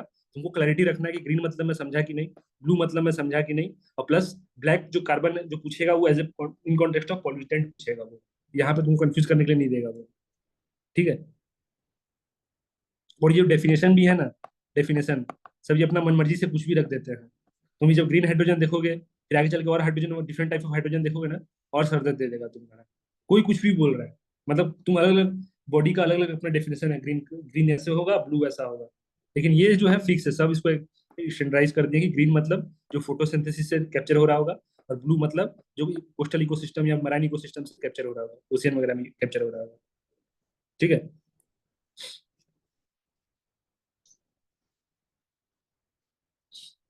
अब आते हैं, एक तरीका था कार्बन सिक्वेस्ट्रेशन से कम करेंगे, क्या, कार्बन को एनवायरमेंट से कम करेंगे। दूसरा है कार्बन क्रेडिट। कार्बन क्रेडिट क्या है, एक सर्टिफिकेट है, ट्रेडेबल सर्टिफिकेट है।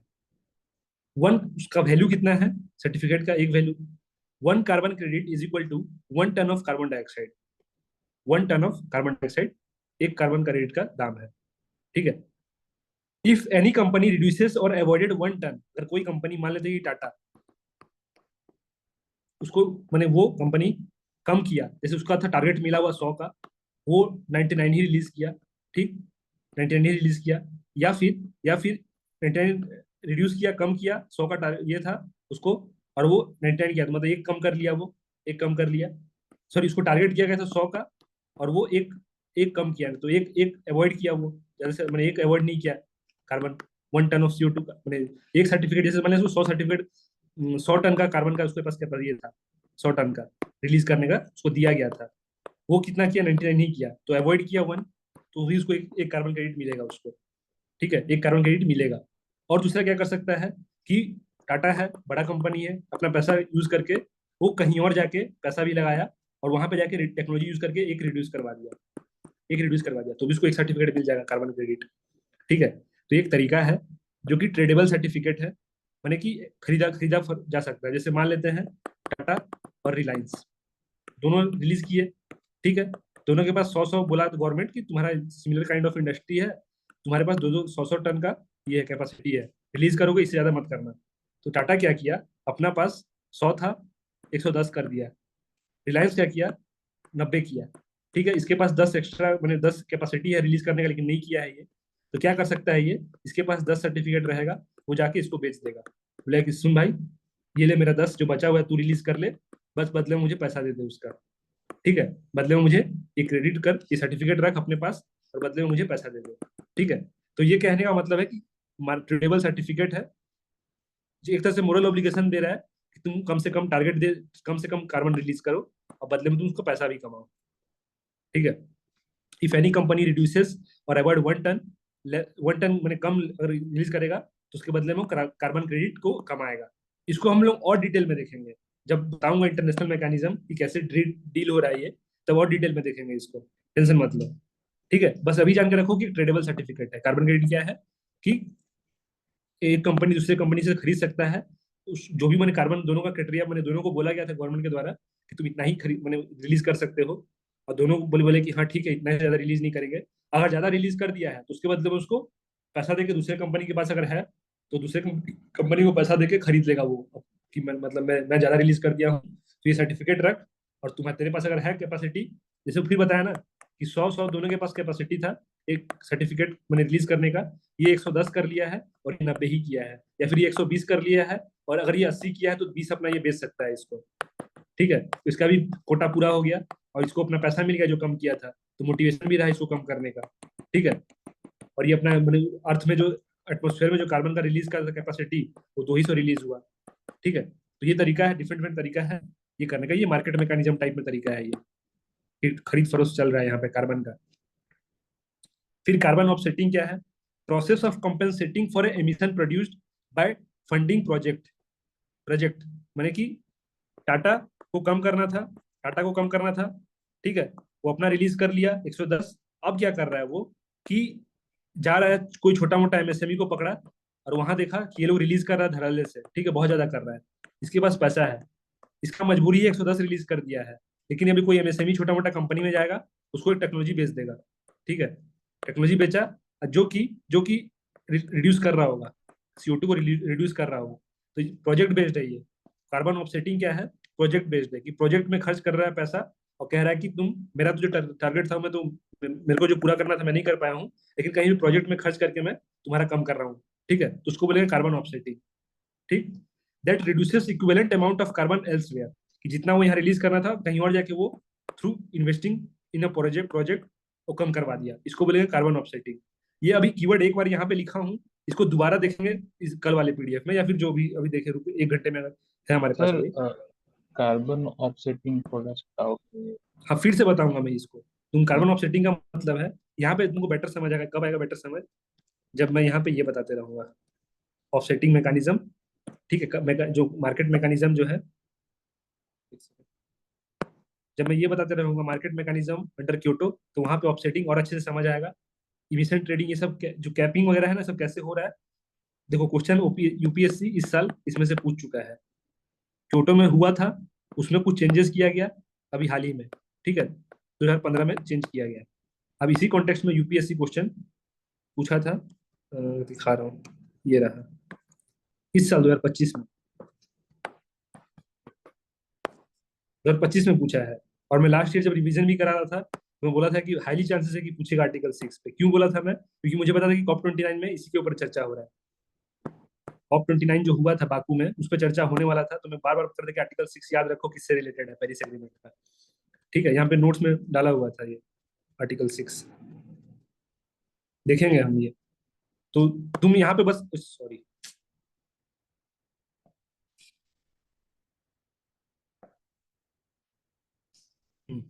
तो यहाँ पे देखेंगे क्या कि ये सब अभी क्या पढ़ रहे हैं हम। पहले तो बता दिया एडेप्टेशन, मिटिगेशन और लॉस एंड डैमेज। इसमें हम लोग देख रहे हैं कि और कम करने का तरीका देख रहे हैं। पहले देखे क्या देखे, पहले कार्बन सिक्विस्टेशन कैसे कम करेंगे कैप्चर करके, ठीक। दूसरा देखे कार्बन क्रेडिट, ठीक, सर्टिफिकेट को बेच बाच के, ठीक।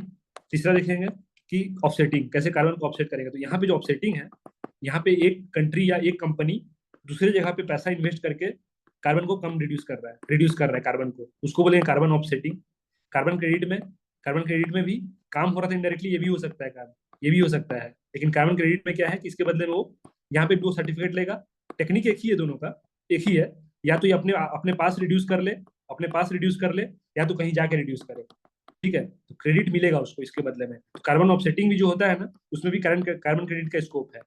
कार्बन क्रेडिट सर्टिफिकेट खरीद के ले आएगा। जैसे मान लेते हैं कि इंडिया, यूएसए आके इंडिया में अपना प्रोजेक्ट किया, कल देखेंगे ये चीज डिटेल में देखेंगे। अभी तुम इसको छोड़ दो, स्किप ही मार दो, चलो नहीं समझ आ रहा है कल फिर से देखेंगे। ये बस टेक्निक बता रहा हूँ कि जब तुम मेंस के लिए जब तुम आंसर रिवाइज करते रहोगे और तुमको पूछ लिया है मिटिगेशन की 5 नंबर 10 नंबर में, तो सीरियली यही सब कीवर्ड लिख के आना वहां पे, ठीक है। फिर कार्बन टैक्स, ये भी एक तरीका है कार्बन टैक्स, जिससे हम कार्बन को रिड्यूस कर सकते हैं एटमोस्फेयर में। फिर जियो इंजीनियरिंग, ये भी एक तरीका है जहाँ पे कि कार्बन मैंने जो भी रिलीज हो रहा है ग्रीन हाउस गैस, उसको अवॉइड करने का। जैसे aim to cooling the earth environment, कि अर्थ के एनवायरमेंट को कम कैसे किया जाए, ठीक है। अब जैसे कार्बन कम कैसे होगा, टेम्परेचर बढ़ते जा रहा है, तो हम लोग पढ़े थे क्लाइमेट फोर्सिंग। तो टेम्परेचर बढ़ रहा है तो उसको भी तो अगर ग्लोबल वार्मिंग को रोक देंगे तो उससे भी कार्बन का कमेगा। क्यों कमेगा? कि एम्पलीफाई हो जा रहा था ना, कि ग्लोबल वार्मिंग बढ़ा तो CO2 और इंक्रीज हुआ, तो और एनवायरमेंट और बढ़ा, फिर CO2 और इंक्रीज होगा, तो एक लूप टाइप में हो गया था, ठीक है। तो और डिफरेंट तरीका क्या है कि अर्थ को ठंडा रख के, कैसे? Placing a mirror in space में मान लेते हैं मिरर रख दिए तो रिफ्लेक्ट होकर चले जा रहा है रेस, एक तरीका ये भी है। Whitening stratosphere with a sulphate aerosol, माने कि स्ट्रेटोस्फेयर को सल्फेट एरोसोल से मैंने ये कर लेंगे, स्प्रिंकल कर देंगे हवाई जहाज से स्ट्रेटोस्फेयर में, तो उससे भी क्या होगा, रिफ्लेक्ट होकर चले जाएगा। जो कि सल्फेट जो है वो वोल्केनिक इरप्शन में रिलीज होता है, इसलिए अर्थ ठंडा रहता है। जो एरिया है उस एरिया है वोल्केनो वाला एरिया, वहां पे लाइट एंटर करने नहीं देता है। और क्या, seeding the sea with iron, ये फैक्ट याद रखना कि अगर आयरन पंप किए सी में, ओशियन में, तो होगा क्या, अगर आयरन पंप किए तो स्टिमुलेटिंग द प्लांकटन, जो प्लांकटन है, जो छोटा मोटा पेड़ पौधा है ओशियन में या सी में, वो लोग बहुत तेजी से बढ़ेगा और वो लोग ओशियन का जो कार्बन है उसको कंज्यूम करने लगेगा बहुत तेजी से, ठीक है, कंज्यूम करेगा। और जब उनका लाइफ खत्म होगा तो जाके सी के नीचे सी बेड में जाके स्टोर हो जाएगा। तो वो भी कैप्चर करने का एक तरीका हो गया, ठीक है। तो डिफरेंट डिफरेंट तरीका है जो कह रहा है कि तुमको कार्बन को कैप्चर कैसे करना है, कम कैसे करना है। तुमको याद रखना है इस कॉन्टेक्स्ट में कि जो 1 2 3 4 5 लिखा हूँ, ये सारे मिटिगेशन टेक्निक है, मिटिगेशन स्ट्रेटेजी है एट लार्जर लेवल।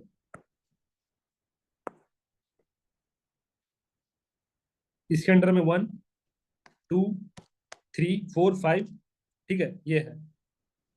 अब ये 5 जो है यहाँ इस कॉन्टेक्स्ट में 5 आया है। चौथा में पढ़े थे ये एडेप्टेशन, उसका जो नया नया कॉन्सेप्ट में टेक्निक पढ़ेंगे, कॉन्सेप्ट पढ़ेंगे वो है तुम्हारा क्लाइमेट रिपेरिटेशन। इसका मतलब है कि पैसा देना, ठीक है, पैसा देना, जो फंड मांग रहे हैं ना हम, तो इस कीवर्ड है बस। क्लाइमेट रिपेरिटेशन का मतलब है कि monetary compensation for historical contribution by developed nation. Keyword है बस। तुम मतलब भी इसको मैं कई बार बोल चुका हूँ, ये क्या है, पढ़ चुके हैं अभी तक, कि पैसा मांग रहे हैं हम लोग, पैसा मांग रहे हैं कि पैसा भरो भरो। क्यों भरो? क्योंकि तुम फैलाए हो रहता, तो पैसा देना ही पड़ेगा तुमको। उसके लिए कीवर्ड है क्लाइमेट रिपेरिटेशन। तुम गंदा की हो तो तुम भरो, पोल्यूटर पे प्रिंसिपल पे डिपेंडेंट है ये क्लाइमेट रिपेरिटेशन। एग्जाम हमें पूछा कि क्लाइमेट रिपेरिटेशन का मतलब क्या है, तो यही चीज ध्यान में रखना कि पैसा का कॉम्पेंसेशन का डिमांड हो रहा है for historical contribution of contribution, ठीक है, हिस्टोरिकली जितना गंदा फैला हो उसका पैसा का डिमांड हो रहा है। सिमिलर है पोल्यूटर पे प्रिंसिपल पे, जो कि जो गंदा फैला है वो पैसा देगा। किसी को डाउट, कंफ्यूजन का? देखो मैं शुरू से रिवाइज करा रहा हूँ अभी। देखो हम लोग पहले स्टार्ट क्या किए, बेसिक्स कन्वेंशन देखे, फिर ट्रीटी और एग्रीमेंट देखे साथ में, उसके बाद प्रोटोकॉल देखे, ठीक है। उसके बाद क्या देखे बताओ? उसके बाद देखे हम लोग कैसे नेगोशिएशन, किस बेसिस पे चल रहा है नेगोशिएशन, वो देखे। उसके बाद देखे क्या कि इंडिया का क्या इंटरेस्ट है, इंडिया का क्या इंटरेस्ट है, इंडिया का क्या इंटरेस्ट है, वो देखे। फिर देखे क्या कि तीन चीज देखे, और एडेप्टेशन, मिटिगेशन और ये लॉस एंड डैमेज, ठीक, तीन चीज देखे। इसमें देखे मिटिगेशन में तुमको यहीं पे मैं करा दिया मिटिगेशन टेक्निक सारा, कि कैसे कैसे मिटिगेट किया जा सकता है कार्बन का, मैंने एटमोस्फेयर में कार्बन को कैसे हटाया जा सकता है, सारा यहीं पे देख लीजिए मिटिगेशन टेक्निक, ठीक। उसके बाद क्या देख रहे हैं, एक कीवर्ड था कार्बन सॉरी क्लाइमेट रिपेरेशन। इसका मतलब है कि कॉम्पेंसेशन, पैसा का बात है, लेन देन का, कि कौन भरेगा, उसका बात होता है क्लाइमेट रिपेरेशन, ठीक। अब आते हैं क्लाइमेट फाइनेंस। कॉप 29 में जो है उसका सब हेडिंग था, कॉप 29 में यही था, climate finance. Who will finance, how much finance. तो प्रॉब्लम तीन है, तीन प्रॉब्लम है क्लाइमेट फाइनेंस का। एक स्कोप, दूसरा स्केल, तीसरा स्पीड। तो 3S प्रॉब्लम तुम मेंस में लिख के आना इसको। स्कोप क्या कह रहा है कि developed countries are biased towards the mitigation, ठीक है। डेवलप्ड कंट्री जो है वो बायस है मिटिगेशन को लेके, क्यों कह रहा है कि मिटिगेशन में ही खर्च करूंगा। एग्जांपल बता दिया था ग्लोबल मीथेन पे प्लेज, कह रहा है कि मीथेन कम करना है। अब मीथेन कम कर देंगे, इसमें खर्च करने के लिए कह रहा है, मतलब वो कह रहा है डायरेक्टली कि डेवलपिंग कंट्रीज को कि तुम अपना एग्रीकल्चर पे कब ये करो, एग्रीकल्चर वगैरह को कम करो, और हम लोगों मैंने मीथेन वगैरह जो कम करने का कसम खा लिया है लोग, अब इसी में लोग कह रहे हैं कि हम इन्वेस्ट करेंगे, ठीक। दूसरा स्केल का बात आता है, reluctance to developed countries to pledge fund. अब देना कितना है, उतना दे भी नहीं रहा है पैसा। फंड का तीन स्कोप है, कि एक कि अपना जो रेंज है वो स्टिक रखा है मिटिगेशन की तरफ। स्केल जो रेंज, जो पैसा बढ़ाना था वो बट दे नहीं रहा है पैसा जितना चाहिए। तीसरा स्पीड, और जो देना भी है ना तो वो उसमें बहुत स्लो है, ठीक है। मैंने दे रहा है, जैसे मान लेते हैं कि कमिट किया है 100 करोड़, तो देना था उसको 2020 तक, ठीक है। दिया क्या? नहीं दिया, 2024 तक भी नहीं दिया। कितना दिया? तो थोड़ा मोड़ा दे रहा है, बढ़ा चढ़ा के थोड़ा मोड़ा दे रहा है, जैसे कि 20 करोड़ दे दिया कि 30 करोड़ दे दिया खर्च करने के लिए। तो तीन तीन प्रॉब्लम है, स्कोप, स्केल और स्पीड का, डेवलप्ड कंट्रीज का। ये प्रॉब्लम है क्लाइमेट फाइनेंस का, ठीक है। कॉप 29 में यही डेफिनेशन, यही था। तुम्हारा प्रीलिम्स के बाद ये चीज बैठा था ये लोग का मीटिंग, ठीक है। तो क्लाइमेट फाइनेंस से हाईली पॉसिबल है कि इस बार के प्रीलिम्स में अगर डालना हुआ तो क्वेश्चन पूछ सकता है। दिसंबर का है news, climate finance, COP 29 Baku Azerbaijan में हुआ था। अभी देखेंगे, सब स्ट्रक्चर्ड वे में देखेंगे, वो भी दिखाऊंगा। बस अभी जहां जहां पे कीवर्ड आ रहा है वहां पे मैं बताते जा रहा हूँ तुमको, ठीक है। अभी तक किसी का कुछ डाउट?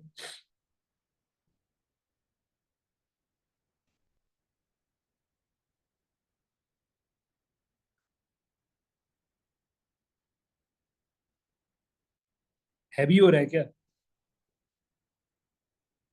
नहीं सर, ठीक देखो इसमें कुछ मिला जुला के मेंस का भी कुछ डिस्कस हो गया है, ठीक है।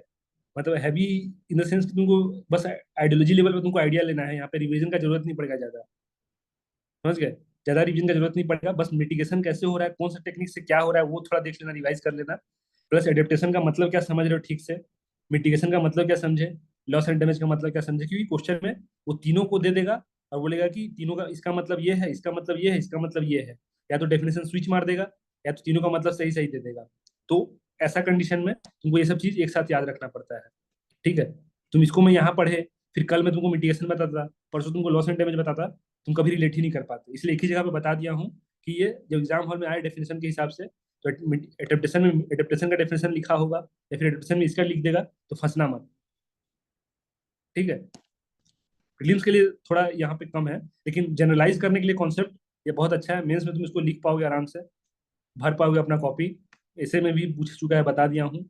और ओपीएससी को हैबिट है अपना ऐसे को रिपीट करने का। ओपीएससी को अपना ऐसे रिपीट करने का हैबिट है। तुम अगर 2013 14 15 16 से तुम अगर उठा लिए हो ऐसे, सारा सॉल्व कर दिए हो, एक एक बार एक एक ऐसे भी लिख दिए हो, मान लेता हूँ मैं, ठीक है, तो मैंने 99% चांसेस है ना कि तुम एक ऐसे रिपीटेड लिखोगे वहां पे।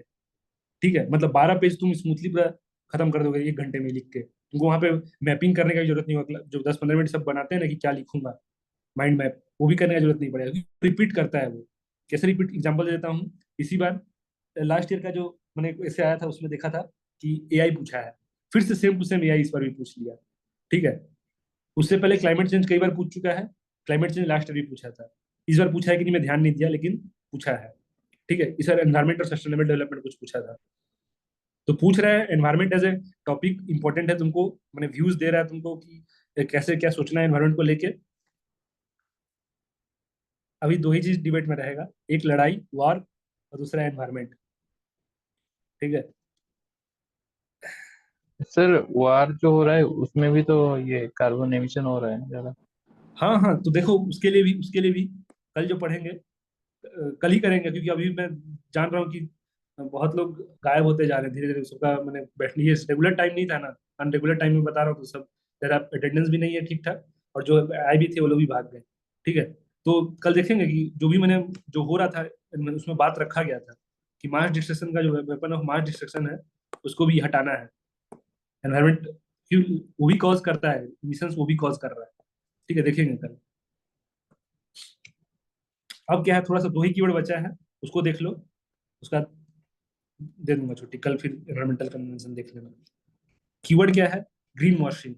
ग्रीन वॉशिंग मतलब क्या समझना है कि practice of misleading public, public को मिसलीड करना into believing that the companies और any organisation doing more for environment. वो तुमको ऐसा एज्यूम कराएंगे कि हम एनवायरमेंट के लिए बहुत सोच रहे हैं कुछ।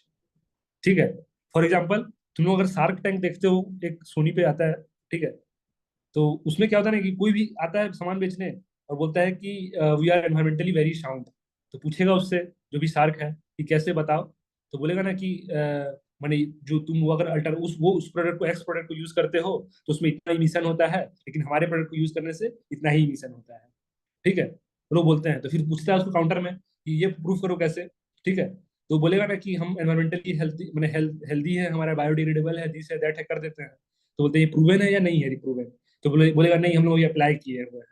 ठीक है, प्रूव नहीं हुआ है, अप्लाई नहीं हुआ, और सामान बेचने निकल गए हैं सार को कि हम ये ऐसा ऐसा प्रोडक्ट बना लिए हैं, बेच दो। तो ये है कि ठगने का वाला चीज कि इसको बोलते हैं 420, ठग रहा है।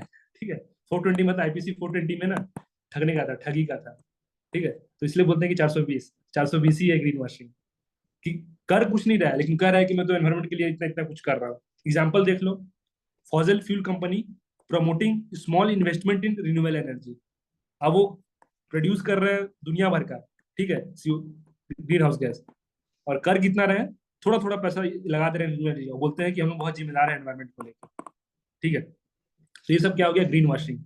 मैंने अपने ऊपर मैंने जो वॉशिंग मतलब क्या है, तुम नेगेटिव समझना। ठीक है, ठग रहा है वो लोग।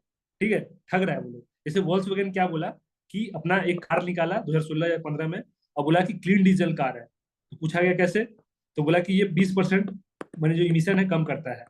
तो पूछा कि सबूत है, तो बोला हाँ है, लेकिन बाद में 2 साल बाद जब उसके ऊपर सबूत का जब रिसर्च हुआ तो पता चला कि कुछ भी नहीं कर रहा था वो।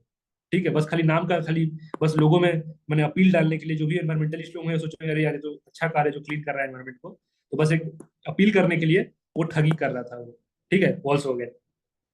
याद रहेगा ग्रीन वॉशिंग क्या है, एक वन काइंड ऑफ ठगी है ये, ठग रहा है, क्या, मिसलीडिंग पब्लिक। ठीक है, believing that the companies are doing more for environment and actually they are not. ठीक है, एक्चुअली में नहीं कर रहे हैं लेकिन ठग रहे हैं कि हम लोग कर रहे हैं बहुत कुछ। यूपीएससी 2022 में ये पूछा, ये 22 में पूछा ये यूपीएससी। ठीक है, करो इसको, क्या पता सर कॉपी ये पेस्ट। Option A sir.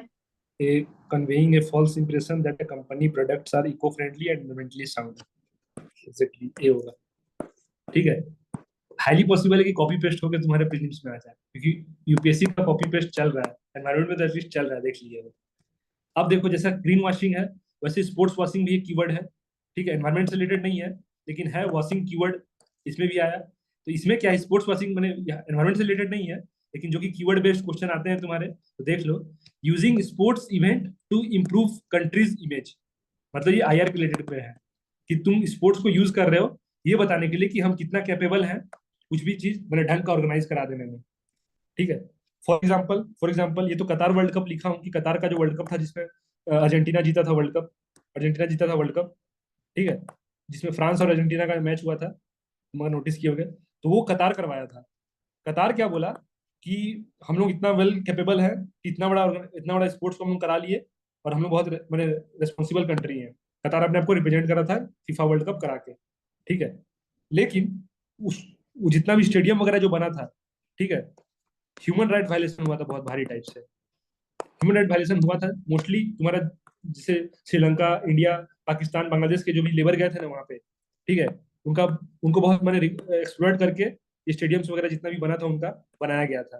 अब ये चीज ह्यूमन राइट्स क्वेश्चन उठ रहा था वर्ल्ड लेवल पे, लेकिन कतार अपना इमेज चमकाने के लिए क्या बोला, इन सब चीजों पे काम नहीं किया वो, और कह रहा है कि देखो मैं इतना बड़ा जो वर्ल्ड कप है ऑर्गेनाइज करा लिया और मेरा क्रेडिबल हूँ, मैं इंटरनेशनली क्रेडिबल हूँ। रिसेंट एग्जाम्पल दे देता हूँ, फ्रांस में ओलंपिक हुआ था, ओलंपिक, तो दुनिया भर का आर्टिकल आया था कि फ्रांस जो है वो तुमको मतलब फ्रांस जो है वो ओलंपिक करा रहा है, और ओलंपिक करा रहा है कि जो भी कंट्री ओलंपिक कराएगा ना तो वहां पे टूरिज्म हो कि उस कंट्री का जितना भी अच्छा चीज है सब ऊपर आता है, मैंने इंटरनेशनली उसको एक्नोलेज किया जाता है, करा रहा था। लेकिन बहुत सारा एनवायरमेंटल ये किया एक्सप्लोइटेशन किया गया था वहां पे भी। और तीसरा एग्जाम्पल ले लो, अभी इसी साल ब्राजील में कॉप होने वाला है 30, कॉप 30 होने वाला है, ठीक है, कहाँ पे, पूरा middle of the Amazon forest. उसके चक्कर में क्या किया है ये लोग, उसके चक्कर में क्या किया है ब्राजील, वहां का जंगल काट लिया है पूरा कॉप कराने के लिए। बताओ मैंने कितना कॉमन सेंस का कमी है लोगों में। कॉप 30 करेगा, क्लाइमेट बचाना है, और यहाँ पे अमेजन फॉरेस्ट को जला के काट के वहां पे मीटिंग करेगा वो लोग बैठ के, ठीक है। ये भी हेडलाइन बना था जनवरी या फरवरी में, ठीक है। तो ये कह रहा हूँ सब कुछ कि अपना छवि चमकाने के लिए कुछ दूसरा काम करना जो कि एक्चुअली में नहीं होना है, वैसा नहीं कर रहा है। तो वहां पे देखिए ग्रीन वॉशिंग, जहाँ पे अपना झूठ मूठ का कह रहा था कि एनवायरमेंट प्रोटेक्ट कर रहे हैं हम लोग, ठीक है, लेकिन एक्चुअली में नहीं कर रहे हैं। वैसे ही में यहाँ पे अपना स्पोर्ट्स का नाम लेके अपना छवि चमकाने वाला काम कर रहे हैं जो कि एक्चुअली में नहीं है।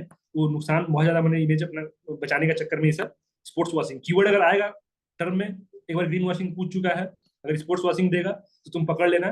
कतार का याद रखना, कतार का एग्जाम्पल, कि फ्रांस का याद रखना जो ओलंपिक करवाया था अभी, उसमें भी एनवायरमेंटल वो लोग डिग्रेड किया था वो लोग, और अपना छवि चमका रहा था, स्पोर्ट्स दिखा के कि हम कैपेबल है ओलंपिक करवाने के लिए, इतना बड़ा इवेंट कराने के लिए, ठीक है। और केलिन कर्व तो हम लोग डिस्कस कर ही चुके हैं। क्या है इसका मतलब केलिन कर्व, रिकॉल करो।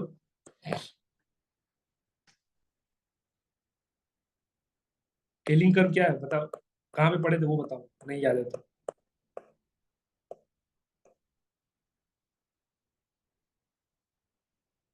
अरे केलिन कर्व मतलब तुम्हारा ये जो कार्बन इमिशन हो रहा था ना, तो उसके लिए मैंने ग्राफ जो भी मीट हो रहा है उसका ग्राफ देखे थे कि वही है, shows long term increase in atmospheric CO2 concentration और बाय ह्यूमन एक्टिविटी। जो भी मैंने ग्राफ के फॉर्मेट में कर्व में देख रहे हैं हम लोग कितना CO2 ये हो रहा है, कंसंट्रेट हो रहा है, बस स्केलिंग कर, ये पढ़ चुके थे पहले भी। तो इतना है तुम्हारा कीवर्ड, जो तुमको एनवायरमेंट मैंने इंटरनेशनल कन्वेंशन से समझने से पहले थोड़ा एक आइडिया होना जरूरी है, ठीक है। अभी 1.5 घंटा भी नहीं हुआ है क्लास का हमारा, ठीक है, मैं 1 घंटा 25-20 मिनट हुआ होगा, लेकिन इतना ही रखते हैं।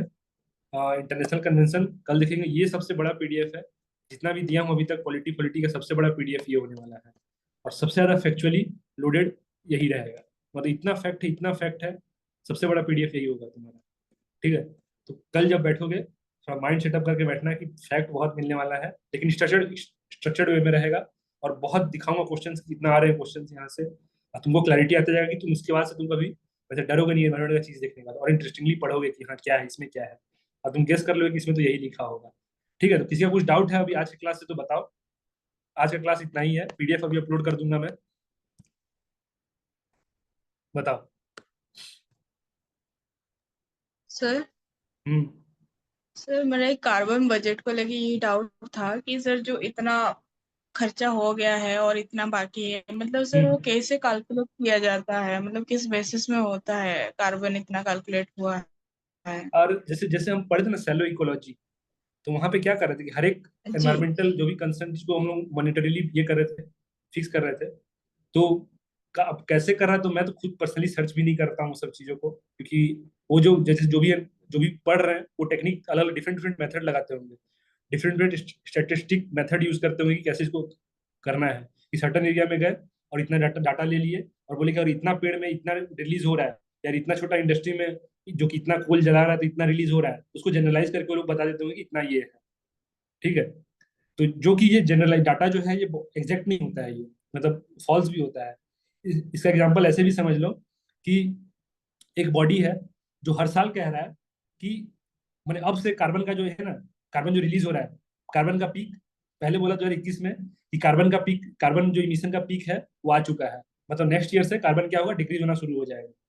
ठीक है, लेकिन हर साल फिर 2022 में आके बोला कि ये कार्बन पीक है, कार्बन जो रिलीज का जो पीक है, कार्बन इमिशन का पीक 2022 है। 2023 आया तो 2023 में बोला कि कार्बन इमिशन का पीक 2023 है, मतलब इसके बाद से अगले साल से कार्बन का जो रिलीज हो रहा है वो कम होना शुरू हो जाएगा, क्योंकि इनके पास डाटा जो है फ्लॉड है। लेकिन बस जो कि अंडरस्टैंडिंग के लिए, जो कि इनको मैंने कुछ तो डिबेट करना है, कुछ तो नेगोशिएट करना है, बोल के ये लोग डाटा कुछ कहीं डिफरेंट डिफरेंट मेथड से रिलीज करते हैं। कोई ऐसा हार्ड एंड फास्ट नहीं कि एग्जैक्टली डाटा दे रहा होगा। ठीक है, वो अजम्पशन बेस्ड पे रहता है कि एक कंट्री में इतना रिसोर्स बर्न हुआ है, छोटा मोटा कंट्री उठाते होंगे और वहां पे कंडीशन वगैरह रखते होंगे, तो हाँ अच्छा ये कंट्री इतना कर रहा है, ऐसे कर रहा है, जापान करेगा तो कितना होगा, इंडिया करेगा तो कितना होगा, सब बैठ के डाटा निकाल के और एक पब्लिकली डिबेट करने के लिए डाटा रिलीज कर देते हैं। ठीक है, उस मैंने उतना ट्रैप में नहीं फंसना है कि वो लोग किस तरीके से मेथड क्या है, नहीं अब ओजोन कैसे डिप्लेट हो रहा है हमें जानना जरूरी नहीं है, मैंने क्या किस मेथड से वो लोग मेजर कर रहे हैं कि ओजोन कितना डिप्लेट हुआ नहीं हुआ, हमें बस जानना है कि कैसे डिप्लेट हो रहा है। ठीक है। जी सर। और किसी का कुछ डाउट?